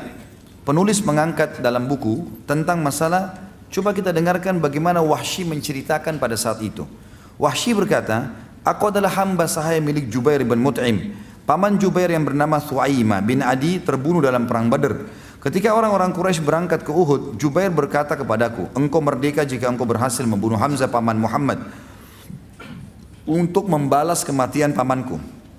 Wahsy berkata, lalu aku pun berangkat bersama pasukan. Aku laki-laki dari Habasyah yang mahir melempar tombak layaknya orang-orang Habasyah secara umum, dan bidikanku hampir selalu tepat sasaran. Ketika dua pasukan telah bertemu, aku keluar memata-matai Hamzah. Aku mengintainya sehingga aku melihatnya di antara pasukan yang berperang seperti unta abu-abu. Maksudnya unta abu-abu ini teman-teman sekalian, dikenal unta itu kalau dikatakan oleh orang unta abu-abu, unta yang perkasa, unta yang kuat, gitu kan? Unta yang biasanya kalau unta jantan berwarna abu-abu itu dia bisa memiliki beberapa unta betina yang lain, punya kelebihan. Dia memporak-porandakan musuh seperti atau dengan pedangnya, dia memporak-porandakan musuh dengan pedangnya dan tidak ada yang bisa menahannya. Demi Allah, kata Wahsy. Ini Wahsy cerita setelah masuk Islam ya. Dia mengatakan, demi Allah saat itu aku sedang mengincarnya dan menginginkannya. Aku bersembunyi di balik pohon atau batu agar dia mendekat kepadaku. Tiba-tiba Siba' bin Abdul Izzah mendahuliku kepadanya. Ketika Hamzah melihatnya dia berkata, mendekatlah wahai anak wanita tukang khitan. Ya. Wahsy berkata, maka Hamzah menebasnya tepat di kepalanya. Jadi rupanya si Siba' bin Abdul Izzah ini ibunya itu tukang khitan di Mekah. Maka Hamzah ini kancah peperangan bisa diucapkan ya. Kalau di luar kancah peperangan kita nggak boleh nganggap remeh orang. Tapi di kancah peperangan dia menjatuhkan semangatnya si musuh. Dia bilang kalau mau lawan saya mendekatlah wahai anaknya wanita tukang khitan. Gitu. Begitu mendekat ditebas lehernya sama Hamzah seketika. Wahsy menceritakan itu. Dan itu tepat di depan matanya Wahsy. Wahsy melihatnya. Wahsy melanjutkan, lalu aku menyiapkan tombakku. Ketika yakin dia tepat sasaran, aku melemparkannya dengan kuat kepadanya. Tombak itu tepat bersarang di pusar perutnya sampai tembus ke balik tubuhnya. Hamzah berusaha untuk mendekat kepadaku. Artinya sudah kena tombak, tembus. Hamzah melihat Wahsy yang kejar. Kata Wahsy, dia sempat mengejarku. Dan aku pun ketakutan ini. Jangan sampai Hamzah bisa membunuhnya. Padahal tombak sudah tembus. Belum pernah ada orang kena tombak tembus masih bisa lari, masih bisa menyerang gitu. Hamzah berusaha untuk mendekat kepadaku. Tetapi dia tidak kuasa melakukannya, aku membiarkannya sampai dia gugur. Lalu aku mendekatinya dan mengambil tombakku kemudian kembali ke markas. Aku tetap duduk di sana karena aku tidak lagi mempunyai kepentingan selain itu. Aku membunuh Hamzah agar aku bisa merdeka. Wahsy berkata lagi, aku pulang ke Mekah dan aku dimerdekakan. Aku tinggal di Mekah sampai Rasulullah SAW menaklukkannya. Dan aku kabur ke Taif. Jadi Wahsy salah satu dari 10 orang yang diperintahkan Nabi untuk dibunuh. Termasuk seperti kita bahas bulan lalu, Ikrimah bin Abi Jahal yang juga masuk dalam 10 daftar itu. Kata Wahsy, waktu Nabi SAW melakukan Mekah, aku pun lari ke Taif dan tinggal di sana. Ketika delegasi Taif datang kepada Nabi SAW untuk masuk Islam, aku tidak lagi menemukan jalan untuk berlari.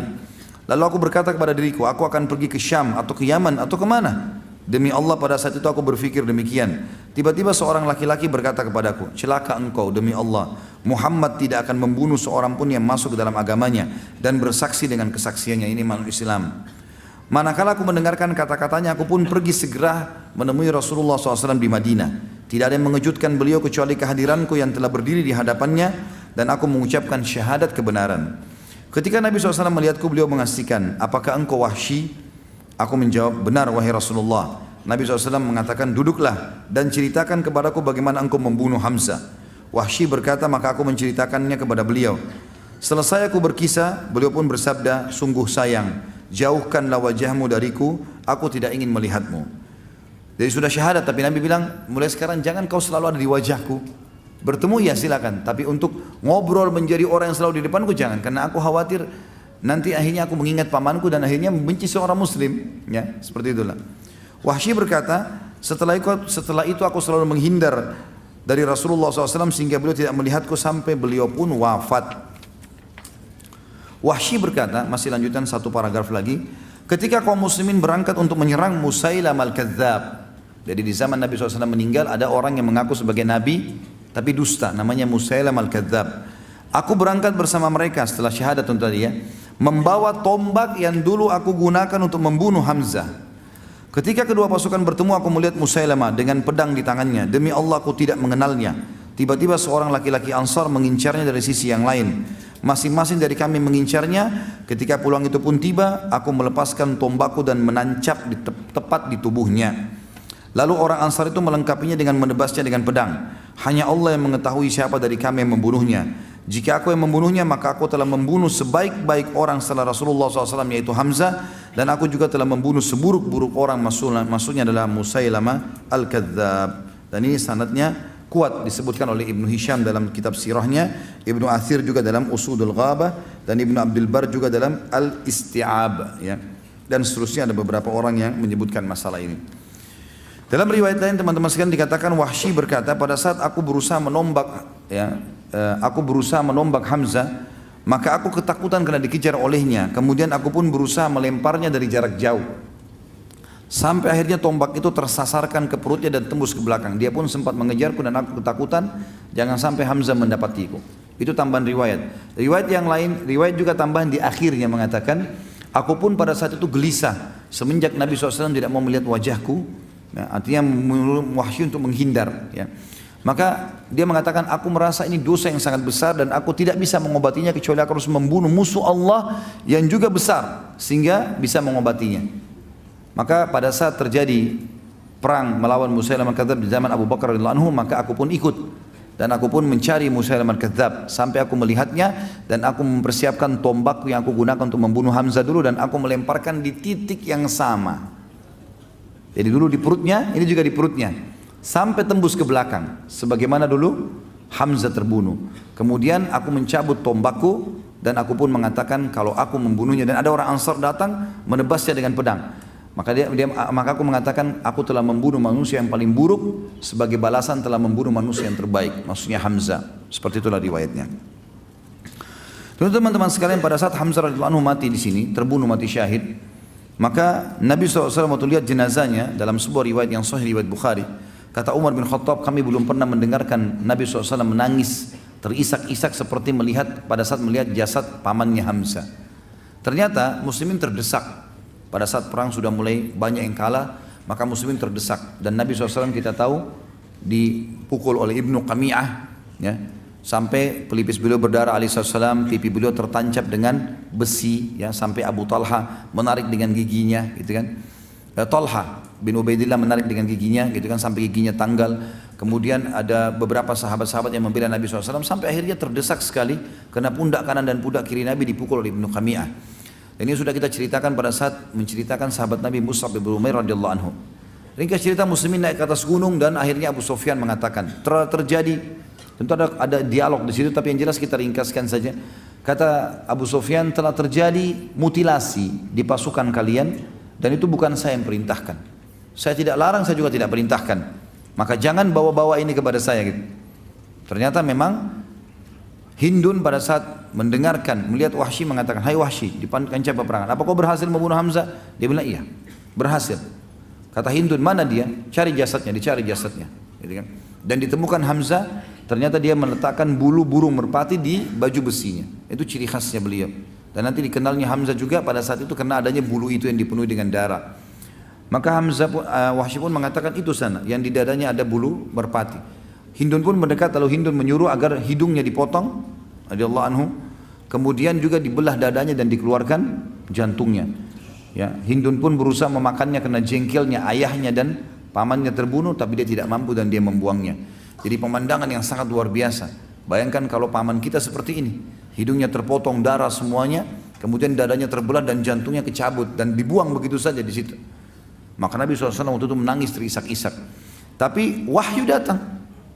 Jibril datang menyampaikan kepada Nabi SAW dan mengatakan, dan beliau menyabdakan ini kepada para sahabatnya, Hamzatu sayyidus syuhada'i yawmal qiyamah.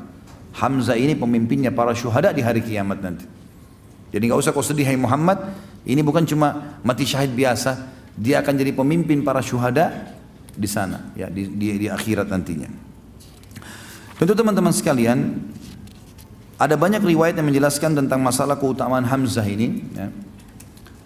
Di antaranya tentu Nabi SAW menyebutkan dalam hadis, dan kalau teman-teman yang pegang bukunya bisa melihat di halaman 288 dari Ibnu Abbas radhiyallahu anhu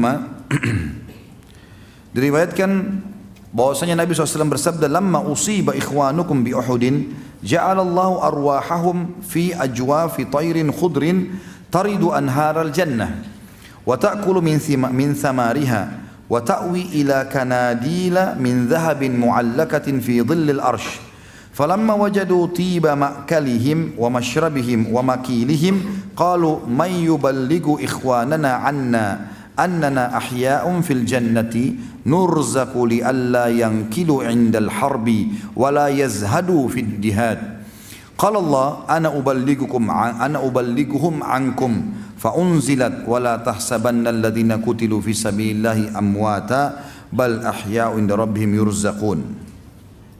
Yang artinya, kata Nabi SAW, ketika saudara-saudara kalian gugur dalam perang Uhud, diantaranya Hamzah, Allah menjadikan ruh-ruh mereka di dalam perut burung berwarna hijau yang mendatangi sungai-sungai di surga. Mereka memakan buah-buahannya dan bertengkar di lentera-lentera dari emas yang tergantung di bawah naungan arsy. Ketika mereka mendapatkan makanan, minuman dan tempat tinggal yang baik, mereka berkata, siapa yang akan menyampaikan ini kepada saudara-saudara kami yang beriman di dunia? Bahwasanya saat ini kami hidup di surga dalam keadaan diberi rezeki, agar mereka tidak menolak untuk berangkat berjihad dan bersikap menahan diri dari jihad.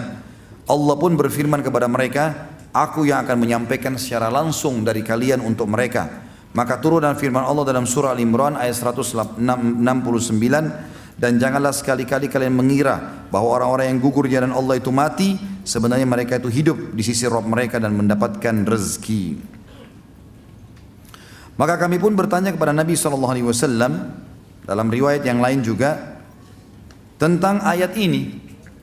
Maka Nabi pun bersabda, arwahuhum fi jawfi tayrin khudrin laha kanadilu mu'allakatun bil arsh tasrahu minal jannati haitsu sya'at thumma ta'wi ila tilkal kanadil fattala'a ilaihim rabbuhum ittila'atan faqala hal tashtahuna syai'a qalu ayyu syai'in nashtahi wa nahnu nasrahu minal jannati haitsu syi'na fafa'ala dhalika bihim 3 marrat falamma ra'aw annahum lam yutraku min an yus'alu qalu ya rabbi nuridu an turadda arwahana fi ajsadina hatta nuqtala fi sabilika marratan ukhra falamma ra'a an laysa lahum hajatun turiku.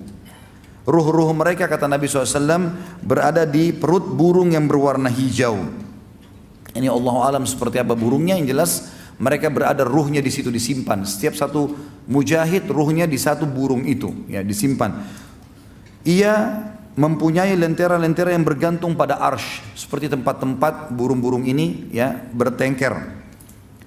Ia hilir mudik di dalam surga sesukanya, kemudian ia bertengkar di lentera-lentera tersebut. Lalu Rabb mereka melongok kepada mereka atau melihat mereka lalu berfirman kepada para ruh mujahidin, apakah kalian menginginkan sesuatu? Mereka menjawab, apa yang kami inginkan sementara kami hilir mudik di surga sesuka kami. Lalu Allah melakukan hal itu kepada mereka sebanyak 3 kali. Diulangi, mau sesuatu enggak? Mereka menjawab juga sama, ya Allah apalagi, kami sudah bolak-balik masuk surga sementara orang lain belum masuk ke dalamnya. Kami seperti sudah menikmati fasilitasnya. Kemudian mereka melihat, karena terus saja ditanya oleh Allah, maka mereka pun menjawab, padahal sudah lihat surga ini. Apa yang mereka jawab? Ya Rabbi, wahai Tuhan kami. Ya Rabbana, wahai Tuhan kami, kami ingin engkau mengembalikan ruh kami ke jasad kami, sehingga kami terbunuh lagi di jalanmu sekali lagi. Ketika Allah melihat bahwa mereka tidak lagi memendam hajat, maka mereka pun dibiarkan. Yang dimaksud sini teman-teman sekalian adalah para mujahidin, angan-angan mereka yang sudah mati, tinggal tunggu ditusuk oleh musuh atau kena bom atau apa saja, maka mereka tidak punya keinginan lain, tidak ingin lagi ketemu istri anaknya, tidak ingin lagi pekerjaannya. Yang dia ingin kembali masuk ruhnya di jasadnya, perang lagi, dibunuh lagi oleh musuh. Saking besarnya pahala yang telah dijanjikan oleh Allah subhanahu wa ta'ala. Di dalam riwayat lain, pada saat Nabi SAW melihat jasadnya Hamzah radhiyallahu anhu di Uhud, dari Anas radhiyallahu anhu meriwayatkan, dan hadis ini diriwayatkan dengan sanad hasan oleh Imam Ahmad nomor 128 dan Abu Daud 3136. Di perang Uhud Rasulullah SAW berdiri di depan jasad Hamzah yang telah dipotong hidungnya dan dimutilasi. Maka beliau bersabda, kalau aku tidak khawatir Sofiyah akan bersedih, niscaya aku akan membiarkannya sehingga Allah membangkitkan dari perut binatang dan burung pemangsa daging. Maksudnya adalah Allah SWT akan membangkitkan Hamzah dalam kondisi seperti ini. Karena kan biasanya orang kalau mati jasadnya dikerumuni oleh burung gitu. Karena ini memang sebuah fadilah, mati dalam syahid. Yang dimaksud dengan Sofiyah adalah tantenya Nabi SAW, jadi saudaranya Hamzah yang memang sedih kalau meninggal saudaranya. Ada yang mengatakan Sofiyah juga anak Hamzah. Hamzah lalu dikafani dengan sehelai kain. Jika kepalanya ditutupi dengannya maka kedua kakinya terlihat, dan jika kedua kakinya ditutupi dengannya maka kepalanya terlihat. Nabi SAW tidak mensolati seorang pun dari para syuhada. Nabi SAW bersabda, aku akan menjadi saksi bagi mereka. Nabi SAW mengumpulkan 2 atau 3 orang dalam satu liang lahat. Sebelumnya Nabi SAW bertanya, siapa yang paling banyak hafalan Qur'annya? Lalu Nabi SAW mendahulukannya di dalam liang lahat, dan Nabi SAW mengkafani 2 atau 3 orang dengan 1 lembar kain kafan. Riwayat lain juga menjelaskan kepada kita dengan sanad yang kuat oleh Imam Ahmad nomor 84, Ibnu Majah nomor 1591. Ibnu Umar meriwayatkan dari Anuma, ia berkata Rasulullah SAW pulang dari perang Uhud, lalu beliau mendengarkan kaum wanita dari Bani Abdul Ash'al menangisi orang-orang yang gugur. Bani Ash'al adalah suku Khazraj, ya. Suku Aus, salah satu cabang dari suku Aus di Madinah.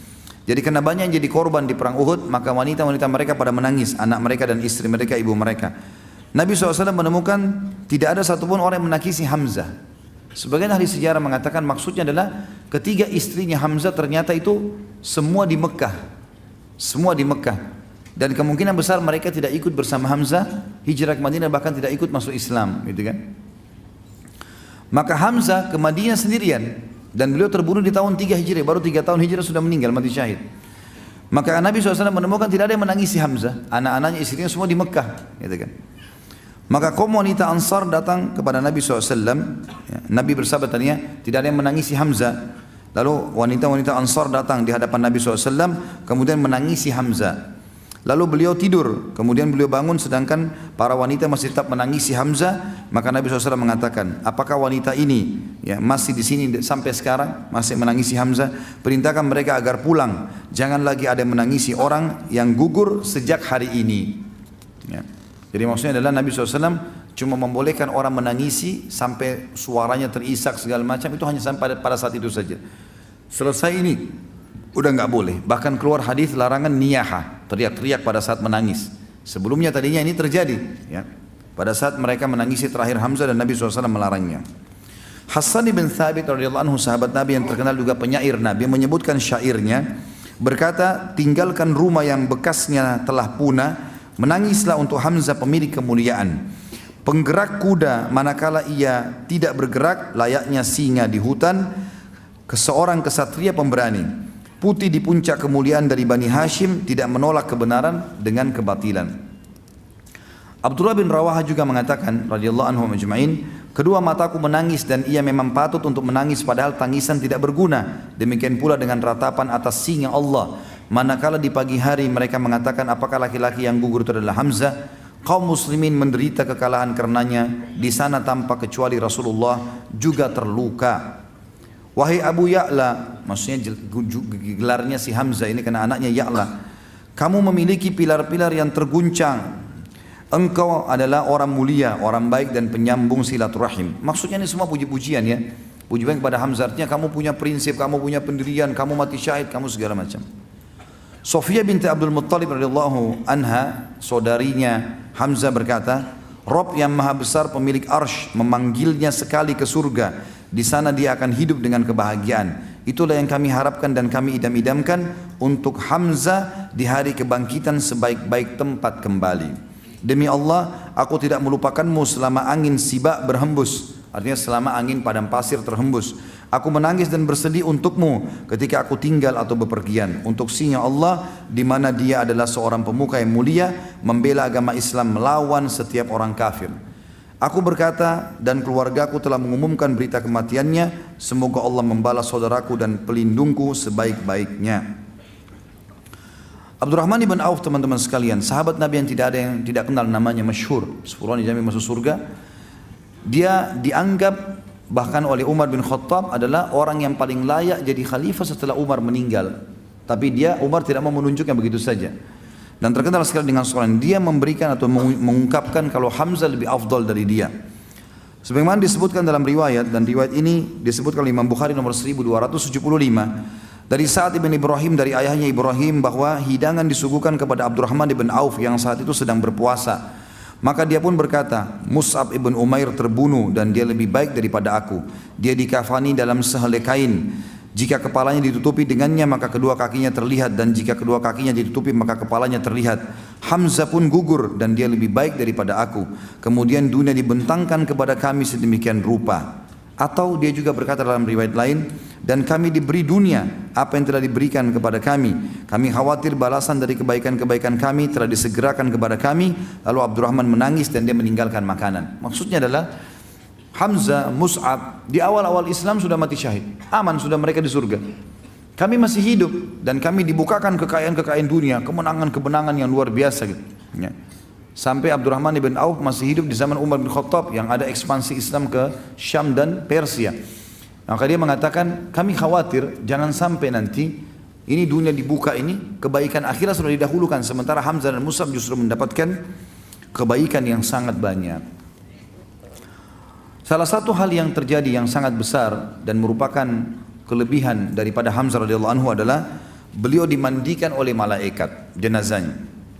Disebutkan dalam sebuah riwayat yang dihasankan oleh At-Tabarani dari Ibnu Abbas radhiyallahu anhuma bahwasanya Nabi SAW bersabda, "Ra'aitul malaikata tugassilu Hamzah bin Abdul Muttalib wa Handalah ibn Rahib." Aku melihat para malaikat memandikan Hamzah bin Abdul Muttalib dan Handalah bin Ar-Rahib. Dari Jabir juga radhiyallahu anhu ia berkatakan ketika Muawiyah hendak mengalirkan mata airnya terletak di Uhud. Jadi Muawiyah waktu jadi khalifah sempat datang ke Madinah. Ada mata air yang dia ingin alirkan supaya masyarakat Madinah bisa dapatkan. Orang-orang menulis surat kepadanya, kami tidak mungkin mengalirkannya kecuali di atas jasad para syuhada. Jadi kalau mau dialirkan ke Madinah, mata air itu harus lewatin kuburannya para syuhada Uhud. Maka Muawiyah menjawab, pindahkan mereka. Jasad-jasadnya dikeluarin, dipindahin kembali, gitu kan. Ini kurang lebih terjadi di tahun 40-an. Yang saya tahu sekitar 40-an sekian atau 50-an ya. Jadi ini kurang lebih 50 tahun setelah meninggalnya Hamzah radhiyallahu anhu. Hamzah meninggal tahun 3 Hijriah. Ini kalau tidak salah terjadi tahun, kalau saya tidak salah 53 atau 43 ya. Allah alam, ini kepastian jelas ini terjadi. Lalu dipindahkanlah jasadnya para syuhada, dipindahkan tempatnya saja sedikit untuk ditarik supaya ada air mengalir di situ, mata air ke penduduk Madinah. Jabir berkata, Jabir ini sahabat Nabi yang menyaksikan perang Uhud. Ya, dia tahu perang Uhud dan dia tahu masih masa itu tahu ini jasadnya Hamzah. Dia mengatakan, aku melihat mereka memangkul jasad-jasad para syuhada Uhud di pundak-pundak mereka, seolah-olah para syuhada tersebut adalah orang-orang yang sedang tidur. Sebuah pacul sempat mengenai ujung kakinya Hamzah bin Abdul Muttalib, maka ia mengucurkan darah seperti dia baru wafat saat itu. Dan ini disebutkan dalam Tabaqat karyanya Ibnu Sa'ad. Dan begitulah teman-teman sekalian kelebihan yang luar biasa. Dalam riwayat lain dikatakan terjadi juga banjir besar di Madinah, di tepatnya di tahun 153 Hijriah. Jadi kurang lebih 150 tahun setelah kejadian perang Uhud. Kalau tadi kan ini sekitar 50 tahunan atau 40 tahunan. Ini terjadi 150 tahun setelah itu. Terjadi banjir besar di Madinah, dan pada saat itu orang masih turun-temurun menceritakan tentang ciri-cirinya para syuhada, wajahnya mereka benih dan begitu. Dan di Uhud maksudnya, karena Uhud dekat sekali dengan Madinah dan sampai hari ini kita sering mengunjungi, ya. Maka yang terjadi adalah banjir besar terjadi, dan padang pasir kalau ada air maka dia merosot sampai ke dalam, gitu kan. Terjadilah banjir besar, keesokan paginya penduduk Madinah kaget melihat jasadnya para syuhada Badar keluar dan darahnya masih mengalir dan juga masih utuh serta mengeluarkan bau yang wangi, diantaranya adalah jasad Hamzah radhiyallahu anhu. Ya, ini sebuah fadilah-fadilah yang sangat luar biasa. Ya. Kita sebutkan teman-teman sekalian sekarang manaqibnya. Apa sih keutamanya Hamzah? Yang pertama, dia termasuk orang yang pertama masuk Islam, dan Allah muliakan Islam dengan masuk Islamnya radhiyallahu anhu.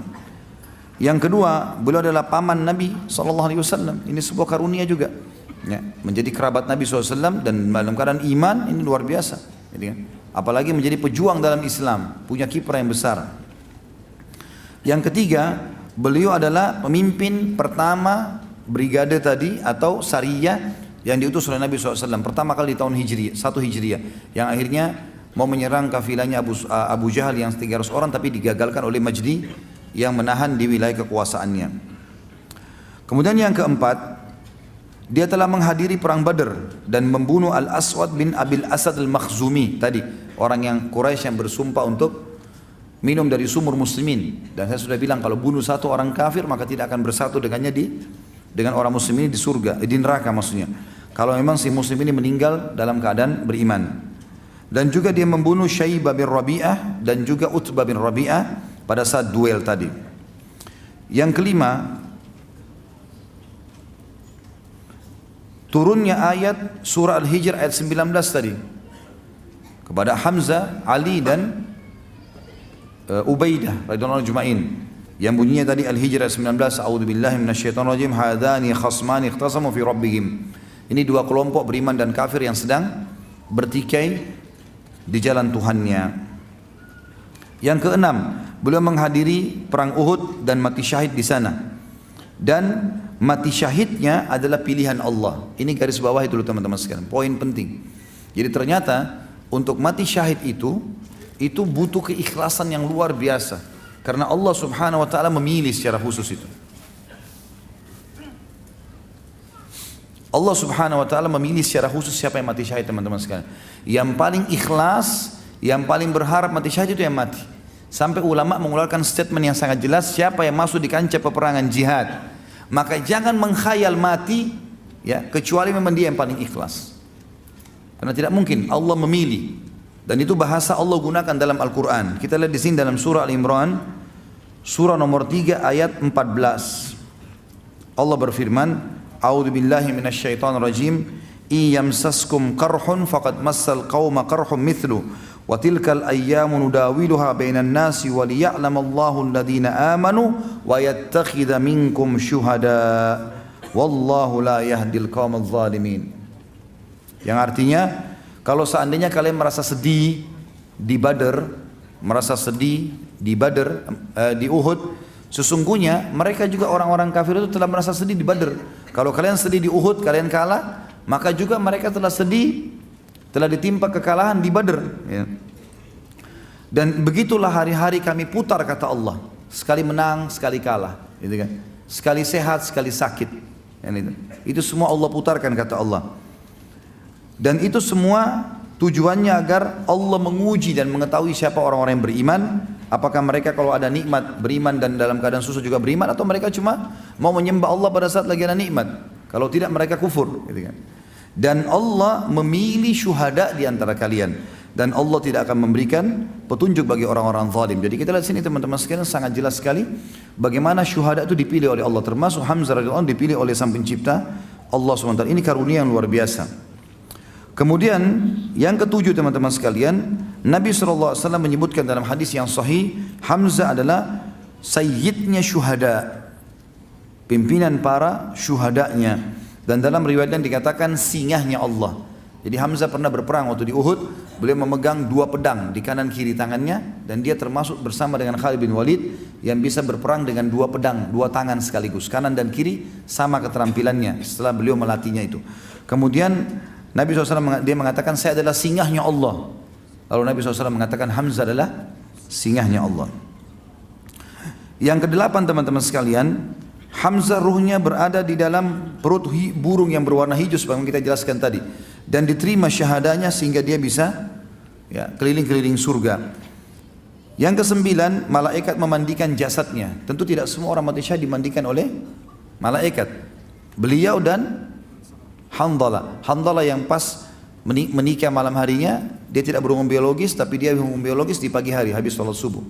Pas dia mau istirahat habis sholat subuh, berhubungan biologis sama istrinya, kemudian dipanggil dikumandangkan perang Uhud, gitu kan? Maka dia pun pergi ke medan perang sebelum mandi junub dan terbunuh, gitu kan? Dia dan Hamzah dua-duanya dimandikan oleh malaikat. Yang ke-10 teman-teman sekalian, Allah Subhanahu wa taala memperlihatkan tanda-tanda kebesarannya, ya, dan kebenaran kalau jasadnya Hamzah termasuk mati syahid pada saat di hari Muawiyah tadi mau dibuat saluran air sehingga akhirnya kakinya Hamzah kena pacul tadi dan akhirnya mengeluarkan darah, dan ini menandakan memang mereka hidup sebagaimana Allah janjikan dalam Al-Quran. Kemudian pujian sahabat terhadap mereka, terhadap beliau radhiyallahu anhu, dan banyak sekali puji-pujian yang disampaikan, diantaranya tadi Abdurrahman bin Auf, Hasan ibn Thabit, Sofiyah, semua ini menyebutkan tentang keutamaan-keutamaan yang disebutkan tadi. Kita masuk teman-teman sekalian ke pelajaran dan pengalaman atau ilmu yang bisa kita dapatkan, ad-durus wal ibar. Yang pertama teman-teman sekalian, pentingnya mempelajari kisah para sahabat dan melihat bagaimana peran mereka dalam hidupnya. Karena orang-orang ini sudah mendahului kita. Mereka juga makan seperti kita, mereka juga minum seperti kita, mereka tidur seperti kita, mereka berpakaian, mereka menikah, mereka punya keturunan. Tapi mereka sudah sukses dunia dan akhirat. Sampai Ibnu Mas'ud mengingatkan radhiyallahu anhu pada saat Nabi SAW sudah meninggal, sudah mulai hari-hari Khulafaur Rasyidin, kata beliau, siapa yang ingin mencontohi, mau selamat, sukses dunia akhirat, contohilah para sahabat yang telah terdahulu.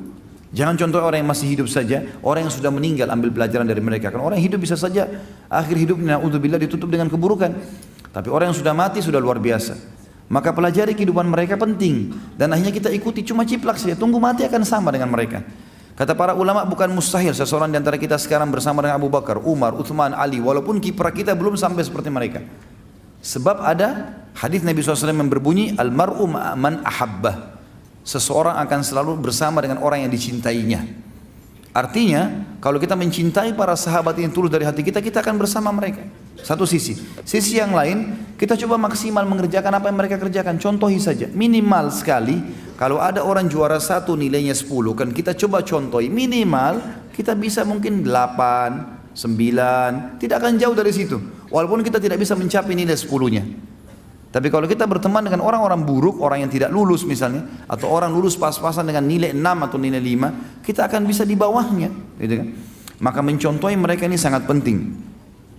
Yang kedua teman-teman sekalian, yang kita bisa ambil, adanya keutamaan keberanian dan tekad yang kuat dalam Islam dari Hamzah radhiyallahu anhu. Karena semenjak masuk Islam, dia sudah tunjukkan masalah itu.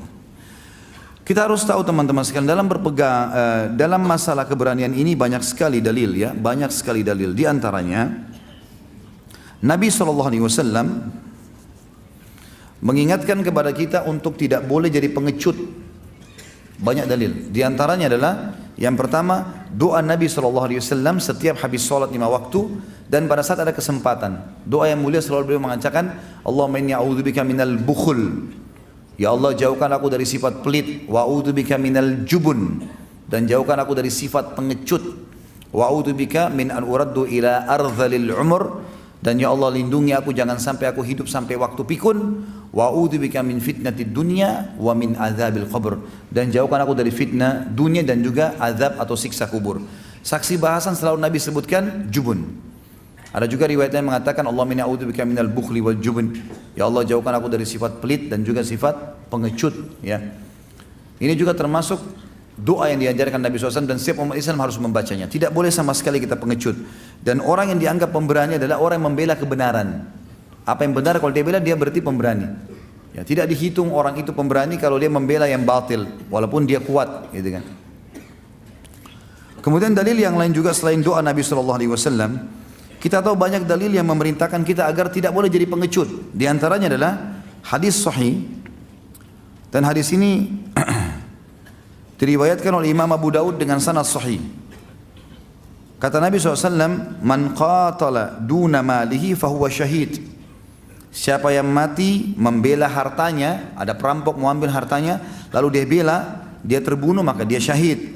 Wa man mata duna ahlihi fahuwa syahid. Siapa yang mati dalam keadaan membela keluarganya, istri anaknya yang mau diserang oleh orang atau mau diperkosa, naudzubillah atau apa saja, dia terbunuh, maka dia syahid. Wa man mata duna damihi fahuwa syahid. Barang siapa yang mati membela darahnya supaya dia tidak dilukai, maka dia syahid kalau terbunuh. Wa man mata duna dinihi fahuwa syahid. Dan siapa yang membunuh atau mati terbunuh karena membela agamanya, maka dia juga mati syahid. Juga dalam hadis Nabi SAW, teman-teman sekalian, dan ini berarti menandakan luar biasa tidak boleh jadi pengecut, harus pemberani. Kalau sudah kebenaran bela, walaupun terbunuh. Dan yakinlah teman-teman sekalian, kita tidak akan pernah mati kecuali ajal datang. Ini poin penting. Tidak boleh sama sekali orang muslim jadi pengecut. Di dalam hadis yang sahih riwayat Imam Muslim dari Abu Hurairah radhiyallahu anhu, beliau berkata, Ja'a rajulun ila Nabi sallallahu alaihi wasallam, seseorang telah datang kepada Nabi SAW, faqal, beliau berkata, orang itu berkata, ya Rasulullah, wahai utusan Allah, ara'aita in ja'a rajulun yuridu akhdha mali. Bagaimana pendapat Anda kalau seandainya ada orang yang mau merampas hartaku? Qala la tu'tihi malak. Jangan pernah kau berikan hartamu. Ada orang minta, jangan kasih. Dengan apalagi merampok, beda orang minta mengemis, bukan. Ini orang datang mau merampok, jangan dikasih, lawan. Ya, dan jangan kasih. Qala ara'aita in qatalani, ya Rasulullah, kalau dia memerangiku, dia menyerangku, dia memaksa, dia akan membunuhku. Qala qatilhu, kata Nabi, lawan dia, suruh lawan. Bukan Nabi bilang mengalah aja, kasih hartamu enggak, lawan. Qatilhu. Qala ara'aita in qatalani, ya Rasulullah, kalau dia sempat membunuhku bagaimana? Qala fa anta syahid, kau mati syahid. Sama mendapatkan syahadanya orang-orang di medan perang, walaupun yang mengganggu dia seorang muslim tapi penjahat. Ini poin penting teman-teman. Maka tidak boleh pengecut sama sekali. Qala ara'aita in qataltuhu, qala fa huwa finnar. Bagaimana ya Rasulullah kalau saya membunuhnya? Kata Nabi, dia masuk neraka. Dianya masuk neraka karena tidak sempat taubat kan? Dia kan memang merampok, lalu dibunuh, dia akan masuk neraka. Kalau dia muslim, dibersihin dulu dosanya baru dia masuk surga. Tapi dia akan masuk ke dalam api neraka. Riwayat yang lain, riwayat Imam Nasai teman-teman sekalian, bahwasanya Abu Hurairah mengatakan, Ja'a rajulun ila Nabi SAW, seseorang datang kepada Nabi SAW, Ar-rajulu ya'tini fayuridu mali.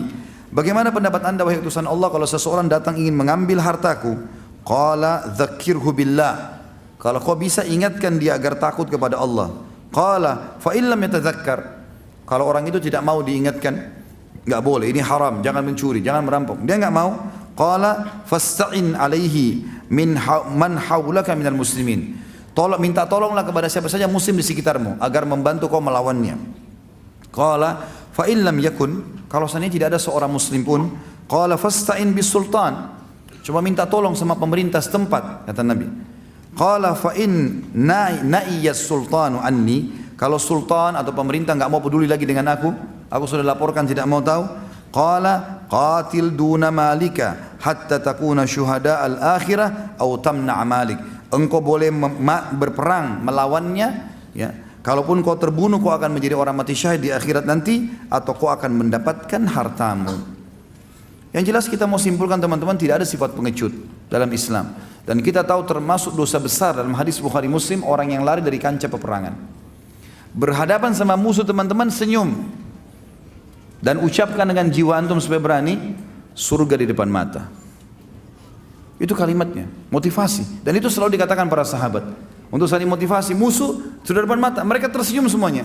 Bahkan di antara mereka ada yang saling berpelukan dan mengatakan berita gembira, semoga kita bisa bertemu dengan ini di surga. Ada yang mengatakan jangan lupa kalau kau mati duluan, ya syafaatmu untukku, dan jangan lupa, dan saya juga tidak akan lupa kalau saya mati saya akan berikan syafaatku. Mereka saling senyum, luar biasa kalau mereka melihat kematian itu, gitu kan? Karena mereka tahu mati sebuah pintu yang menuju kepada kehidupan abadi. Mati bukan akhir segalanya, tapi awal segalanya. Itu kalimat penting, karena awal kehidupan abadi, akhir kehidupan dunia, tapi awal dari segalanya. Maka jangan pernah takut kalau membela kebenaran, walaupun harus mati. Ini sebuah prinsip dasar dalam Islam. Tidak boleh jadi pengecut dan harus bertekad yang kuat kalau kebenaran. Sekali lagi. Yang ketiga, adanya fadilah atau keutamaan at-tamassuk alal haq, berpegang pada kebenaran. Ini juga berbeda sedikit ya dengan yang tadi. Tadi itu keberanian orang untuk tidak boleh jadi pengecut. Sekarang berpegang pada kebenaran, maksudnya berpegang pada Islam, teman-teman sekalian. Para sahabat sampai berkorban, sampai meninggalkan keluarganya, jihad, kayak contohnya Hamzah, istrinya tiga-tiganya di Mekah, anak-anaknya juga begitu. Kemudian dia pergi berperang, ya, pergi ke Madinah, hijrah, luar biasa itu, demi kebenaran semuanya. Maka ini berpegang pada kebenaran adalah sebuah konsep dasar Islam, dan kebenaran hanya satu, Islam. Kita dengarkan beberapa ayat Al-Quran. Kalau apapun yang Allah janjikan di dalam Al-Quran pasti benar dan tidak ada keraguan di dalamnya. Seperti misalnya dalam Al-Baqarah surah nomor 2 ayat 256, A'udzubillahi minasyaitonirrajim, la ikraha fid din. Qad tabayyana ar-rusydu minal ghayy. Wa man yakfur bit-taghuti wa yu'min billahi faqad istamsaka bil 'urwatil wuthqa la infisama laha. Wallahu samiun alim. Tidak ada paksaan dalam agama. Kita berperang, kita juga mendakwakan Islam, tidak ada paksaan. Mau terima Islam silakan, tidak mau ya sudah. Kalau orang kita dakwah yang nggak mau terima Islam ya sudah kita tinggalkan. Tapi kalau di kancah peperangan pun kita menang, maka kita bisa memberikan ya instruksi-instruksi untuk Islam. Dia tidak mau juga tidak ada masalah. Sebelum berperang bisa ditawarkan Islam, jizyah atau perang. Tapi di sini juga tidak boleh ada paksaan. Tetap dia bisa pilih yang lainnya. Kata Allah, tidak ada paksaan dalam agama. Sesungguhnya telah jelaslah mana yang benar dan mana yang salah. Siapa yang kufur kepada tagut, semua yang disembah selain Allah, dan beriman kepada Allah, maka dia telah berpegang pada tali buhul yang sangat kuat dan tidak akan pernah putus sama sekali. Dan Allah maha mendengar lagi maha mengetahui. Juga Allah SWT menyebutkan dalam surah Fatir, surah nomor 35 ayat 5, tentang masalah kebenaran dan janji Allah benar, tidak boleh ada keraguan. Allah berfirman, A'udzubillahi minasyaitonirrajim, Fatir 35 ayat 5. Ya ayyuhan nasu inna wa'dallahi haqq, fala tagurrannakumul hayatud dunya, wala yagurrannakum billahil gharur. Hai sekalian manusia, ketahuilah janji Allah itu benar. Maka jangan sampai kehidupan dunia ini melalaikan kalian, dan jangan sampai kalian terlalaikan dari jalan Allah. Lalu juga dalam firman Allah, Allah membongkar yang selalu menyesatkan manusia adalah iblis, syaitan. Dan syaitan dibongkar kedoknya oleh Allah dengan sangat jelas dalam surah Ibrahim, surah nomor 14 ayat 22. A'udzu billahi minasyaitonir rajim. Wa qala asy-syaitanu lamma qudiyal amru innallaha wa'adakum wa'dal haqqi wa wa'adtukum fa akhlaftukum. Sesungguhnya syaitan nanti akan berbicara pada saat sudah selesai semua keputusan timbangan amal pada hari kiamat, sudah masuk neraka, penghuni surga ke surga. Dia akan berbicara kepada penghuni surga, penghuni neraka. Syaitan akan berkata pada saat semua sudah selesai perkara di hari kiamat, sesungguhnya Allah telah menjanjikan kalian janji-janji yang benar, dan saya juga mengiming-imingkan janji kalian, tapi saya menipu kalian. Wa ma kana liya 'alaikum min sultanin illa an da'autukum fastajabtum li. Ketahuilah, saya tidak pernah punya kekuatan terhadap kalian kecuali saya hanya mengajak kalian. Kalian salah sendiri kenapa dengarin saya? Syaitan cuma bisikin. Jangan sholat, tunda aja, enggak usah begini, buat aja, enggak apa-apa. Itu semua syaitan. Kita tepis selesai.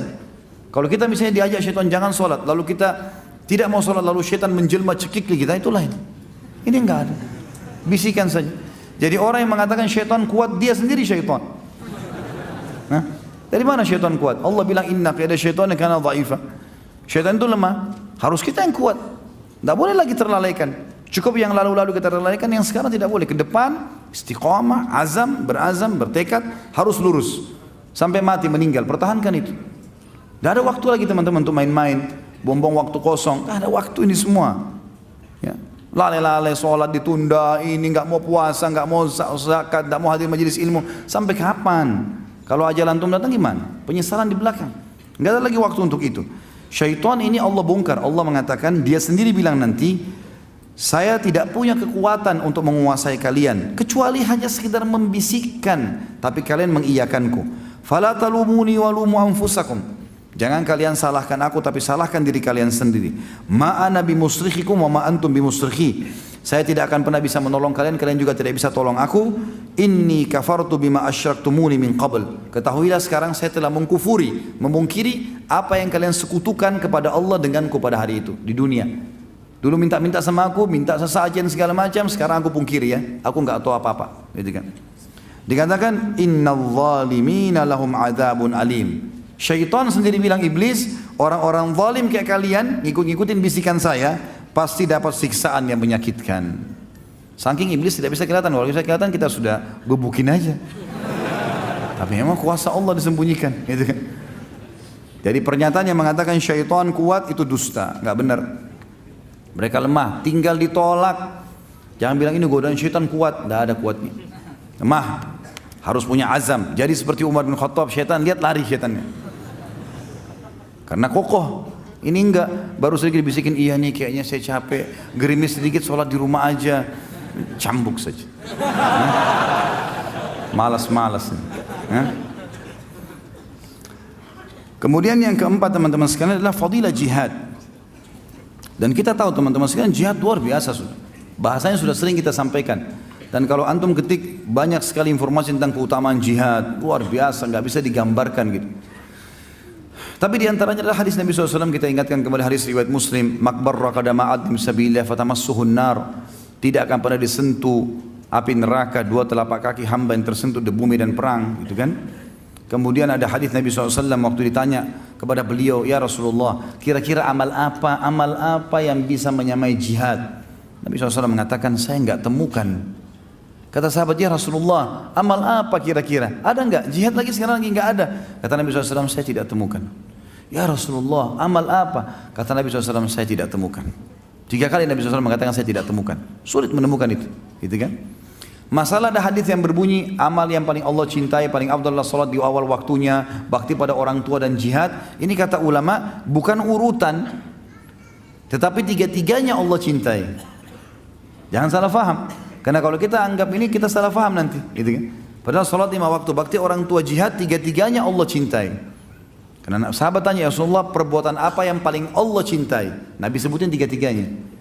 Berarti jihad salah satunya, jangan salah faham. Karena ada hadis lain yang berbunyi, jihad adalah puncaknya agama ini. Puncaknya. Kalau sampai pada tingkat level antum sudah bisa berjihad, di jihad yang benar, ya betul-betul memang ada sesuai dengan hukum Allah SWT. Bukan seperti sekali lagi orang yang bom-bom sana sini, mengatasnamakan jihad, ini semua salah. Betul-betul di medan perang, di depan musuh antum hadapi, ini lain. Kalau ini terjadi teman-teman sekalian, ini karunia yang sangat besar dari Allah SWT, maka bersyukurlah, gitu kan. Nah, ini banyak kelebihan. Tentu ini sudah pernah kita sebutkan teman-teman sekalian. Yang sekarang saya mau fokus adalah yang kelima, tentang fadilah syahadah atau fadilah orang mati syahid. Jadi sama saya sebenarnya fadilah jihad, tapi saya coba lebih fokus di masalah ini. Kita mulai dengan hadis yang pertama, Ibnu Majah meriwayatkan dengan sanad sahih nomor 2788. Disebutkan Abu Hurairah anhu meriwayatkan an Abu Hurairah anhu anin Nabi sallallahu alaihi wasallam, an Abi Hurairah radhiyallahu anhu anin Nabi sallallahu alaihi wasallam qala dzakara asy-syuhada'u 'inda an-nabi sallallahu alaihi wasallam faqala la tajifful arda min dami syahid hatta tabtadira zawjatahu ka'annahuma zi'rani adallata فصيليهما في براح من الأرض وفي يد كل واحدة منهما حلة خير من الدنيا وما فيها. Kata Nabi SAW, Abu Hurairah meriwayatkan, tidak akan pernah kering bumi dari darah atau dengan darah syuhada, sehingga kedua istrinya dari bidadari berlomba-lomba menjemputnya. Keduanya seakan-akan perempuan yang menyusui yang kehilangan kedua anak susuannya di tanah yang sangat lapang. Jadi kalau ada seorang ibu, dia punya anak bayi yang sedang dia susui, ya, kemudian dia mencarinya, anaknya hilang di padang pasir yang luas. Bagaimana pada saat dia temukan bayinya? Maka Nabi SAW memberikan isyarat seperti itu sebenarnya. Bagaimana para bidadari menyambut para syuhada ini seperti ibu yang kehilangan susuannya. Dan di setiap tangan dua bidadari itu ada pakaian yang dipakainya yang lebih baik daripada dunia dan seluruh isinya. Dan ini langsung pada saat itu. Pada saat itu. Dan kita sudah banyak mendengarkan bagaimana kisah para syuhada dijemput oleh istrinya dari bidadari, gitu kan? Jadi ini teman-teman sekalian, kata ulama, seperti kita layani, kita hadapi dunia sekarang, maka kita akan hadapi seperti itu kalau kita mati syahid. Sama persis. Seperti sekarang kita hidup tapi di alam berbeda. Jadi seperti orang yang mimpi bangun tidur, seperti itu. Ini janji Allah, nggak mungkin salah. Demi Allah ini benar. Hadis yang kedua. Hadis ini diriwayatkan Ibnu Majah juga, nomor 2789. Dari Al-Miqdam bin Ma'di Karib radhiyallahu anhu an Rasulillah sallallahu alaihi wasallam qala lisyahidi indallahi sittu khisal yaghfiru lahu fi awwali duf'ati min damih wa yura maq'adahu min al-jannah wa yujaru min adzabil qabr wa ya'manu min al-faza'il akbar wa yuhalla hullatal iman wa yuzawwaju min al-huril in wa yushfa'u fi 70 insanan min aqaribih.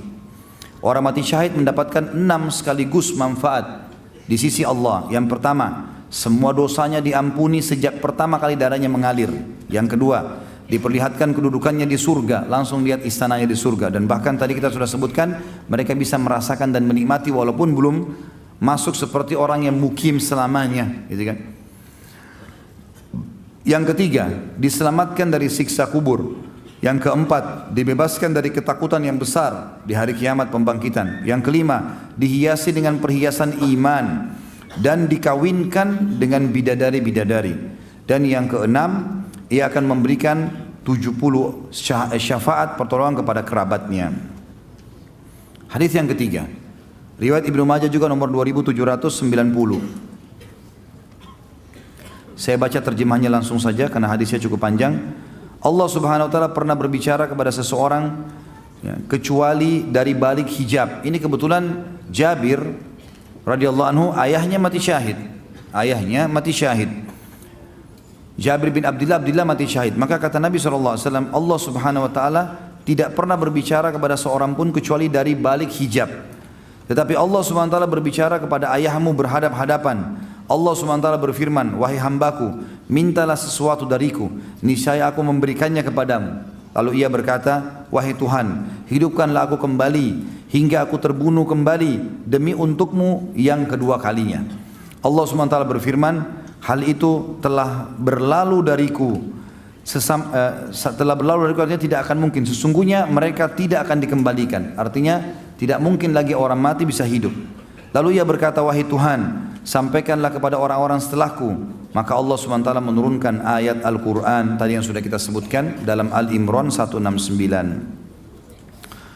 Hadis yang lain riwayat Ibnu Majah juga nomor 2791.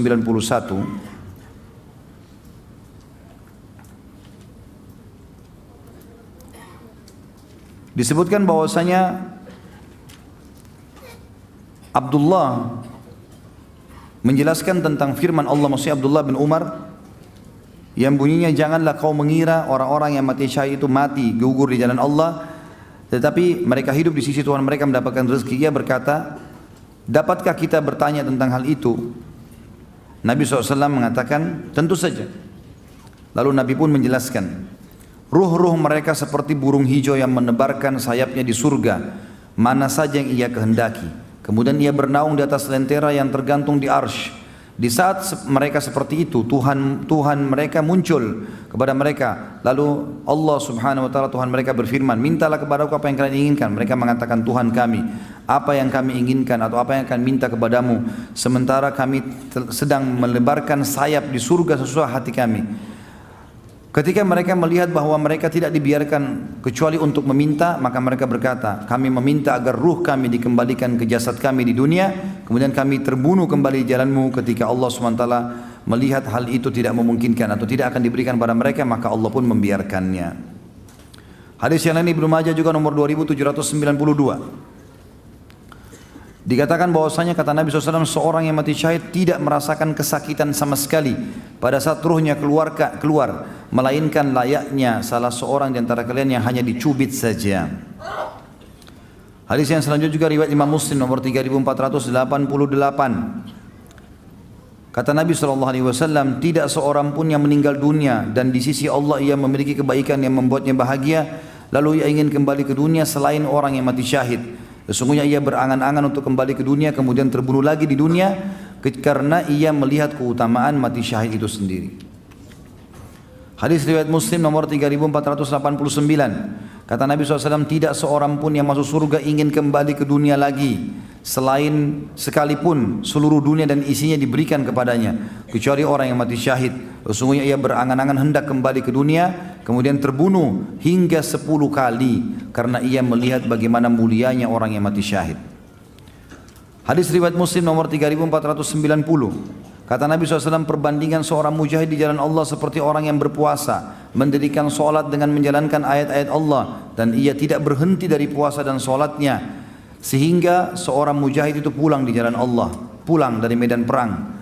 Telah menceritakan kepada kami Qutaibah bin Sa'id, telah menceritakan kepada kami Abu Wana, dan seterusnya, dikatakan sanadnya adalah sanad yang sahih.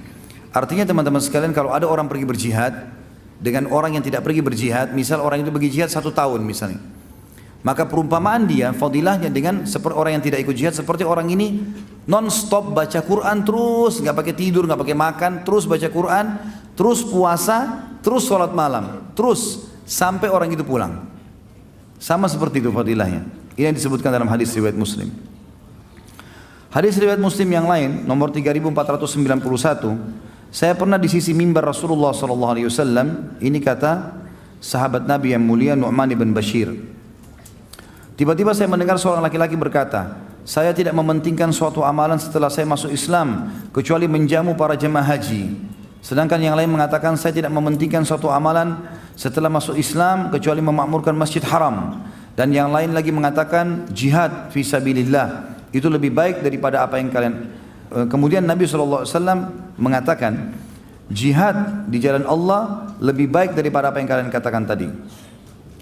Mohon maaf. Orang yang ketiga mengatakan, yang satu tadi mengatakan, saya tidak melihat setelah masuk Islam amal lebih baik daripada mengurus jemaah haji. Yang satu mengatakan, saya tidak melihat amal yang paling penting setelah masuk Islam setelah mengurus atau memakmurkan masjid haram. Yang lain mengatakan, jihad di jalan Allah lebih baik daripada apa yang kalian katakan. Lalu mereka bertiga ditegur oleh Umar seraya berkata, janganlah kalian meninggikan suara kalian di sisi mimbar Rasulullah SAW. Bukankah hari ini adalah hari Jumat? Karena ketiga orang ini lagi diskusi, ya. Setelah selesai sholat Jumat, saya datang menemui beliau SAW untuk meminta fatwa tentang apa yang diperselisihkan tadi oleh mereka. Lalu turunlah ayat Allah yang berbunyi, apakah orang-orang yang memberi minum, orang-orang yang mengerjakan haji dan mengurus Masjidil Haram, kamu samakan dengan orang yang beriman kepada Allah dan hari kemudian serta berjihad di jalan Allah? Surah At-Taubah ayat 19 sampai akhir ayat. Dan ini ya, disampaikan oleh Nabi SAW di sisi mimbar beliau. Dan beliau memastikan kalau jihad lebih afdal daripada beribadah semua itu. Ini Allah alam beberapa fadilah tentang mati syahid. Semoga Allah SWT tutup hidup kita dengan itu. Terakhir teman-teman sekalian, pelajarannya adalah yang keenam, bolehnya bersedih pada saat memang terjadi kejadian. Misal kerabat kita yang terdekat meninggal dunia, misalnya, maka itu dibolehkan. Sebab Nabi SAW dalam hadis Bukhari Muslim bersedih pada saat meninggalnya Ibrahim, anak beliau. Ya. Nabi SAW baru masuk ke rumah orang yang mengasuh Ibrahim. Nabi SAW dengar dia sakit, lalu digendong oleh Nabi, sempat dicium, belum meninggal. Begitu Nabi SAW meletakkan meninggal, maka Nabi SAW menangis, tetesin air mata. Ada sahabat di sebelah Nabi mengatakan, ya Rasulullah, apakah anda juga menangis? Kata Nabi SAW, ini rahmat Allah yang Allah masukkan dalam hati hamba-hambanya. Betul kan? Sesungguhnya wahai Ibrahim, kami sedih dengan berpisah denganmu, tapi kami tidak akan pernah mengucapkan kecuali yang Tuhan kami ridhoi. Artinya boleh bersedih. Orang kehilangan barang, orang tidak sempat mencapai sebuah kesuksesan, mungkin dia bersedih. Tidak sempat ini, tidak sempat itu, ada yang kehilangan. Tapi tidak boleh dia berlebihan dalam masalah ini. Tidak boleh berlebihan, artinya sedih ini harus diredam. Dan hanya sebatas pada saat itu saja. Makanya tadi juga kasusnya Hamzah waktu ditangisi oleh wanita Ansar. Kan Nabi bilang, kenapa tidak ada yang tangisi Hamzah? Maka tidak ada yang tangisi, maksudnya tidak ada wanita yang datang menangisinya. Datanglah para wanita menangisi Hamzah. Nabi sempat tertidur di rumah, bangun di ruang tamu Nabi masih banyak wanita yang menangisi Hamzah. Maka kata Nabi SAW, suruh mereka bubar semua, mulai hari ini tidak boleh lagi menangis seperti ini. Tapi sedih itu boleh, dibolehkan. Tapi tidak boleh berlebihan teman-teman sekalian. Ya. Jadi kalau ada orang juga bilang, jangan kamu sedih sama sekali. Ini juga nggak bisa, gimana caranya? Nggak mungkin kan, kita nggak mungkin melawan itu secara kejiwaan. Tapi kita boleh meredamnya. Kita boleh meredam, karena sedih ada. Nabi SAW bersedih, bahkan menangis pada saat melihat Hamzah sempat terbelah seperti itu. Dan dalam riwayat lain juga Nabi SAW pernah menangis waktu melewati kuburannya ibunya di Rabwah. Lalu beliau menangis, kata Umar, saya tidak pernah melihat Nabi SAW menangis seperti ini kecuali di Uhud pada saat menangisi Hamzah. Waktu ditanya, siapa nih ya Rasulullah? Kata Nabi SAW, ini adalah kuburan ibuku. Gitu kan. Aku meminta kepada Allah agar mendatangi kuburan ibuku dan diizinkan, aku minta istighfar untuk ibuku, lalu aku tidak diizinkan. Allahu a'lam. Ini kisah kita, insya Allah mudah-mudahan kita bisa ambil pelajaran darinya tentunya. Baiklah, kita berdoa kepada Allah SWT, semua majlis kita diberkahi olehnya dan dijadikan sebagai tambahan amal kita pada hari kiamat. Dan semoga seluruh amal yang pernah kita kerjakan sampai menjelang ajal datang nanti diterima dengan kemahamurahannya. Dan semoga seluruh dosa yang pernah kita kerjakan sekecil sampai sebesar apapun juga diganti dengan kemahamurahannya menjadi pahala. Dan semoga semua yang sakit disembuhkan penyakitnya, yang tidak utang dilunasi utang, yang punya masalah diangkat permasalahannya. Dan juga semoga Indonesia dikaruniahi seluruh muslimin agar bersatu di bawah ukhuwah Islamiyah, diangkat perselisihan di antara mereka dan mereka kembali dalam ibadah kepada Al-Quran dan Sunnah. Dan semoga seluruh wilayah di Indonesia termasuk Jakarta diberikan pemimpin muslim yang adil, yang kembali kepada Al-Quran dan Sunnah, dan semoga Indonesia menjadi contoh bagi negara-negara yang lain. Dan kita mendoakan saudara kita di Palestina, di Syria, di Yaman, di Irak, di Myanmar, di Ahsa, dimanapun bagaimana sedang tertindas, semoga Allah ikhlaskan niat mereka, terima para syuhada mereka, mulakan Islam di tangan mereka dan tangan kita semua, dan semoga Allah partisipasikan kita bersama mereka di pahala, baik dengan doa, dengan harta, juga dengan jiwa kita. Dan semoga Allah dengan kemahamurahannya menyatukan kita semua di surga Firdausnya tanpa hisab, mana saudara kita di majlis ilmu yang mulia ini. Kalau benar dari Allah, kalau saudara saya mohon dimaafkan. Subhanakallahumma bihamdika, asyhadu an la ilaha illa anta astaghfiruka wa atubu ilaik. Wassalamualaikum warahmatullahi wabarakatuh.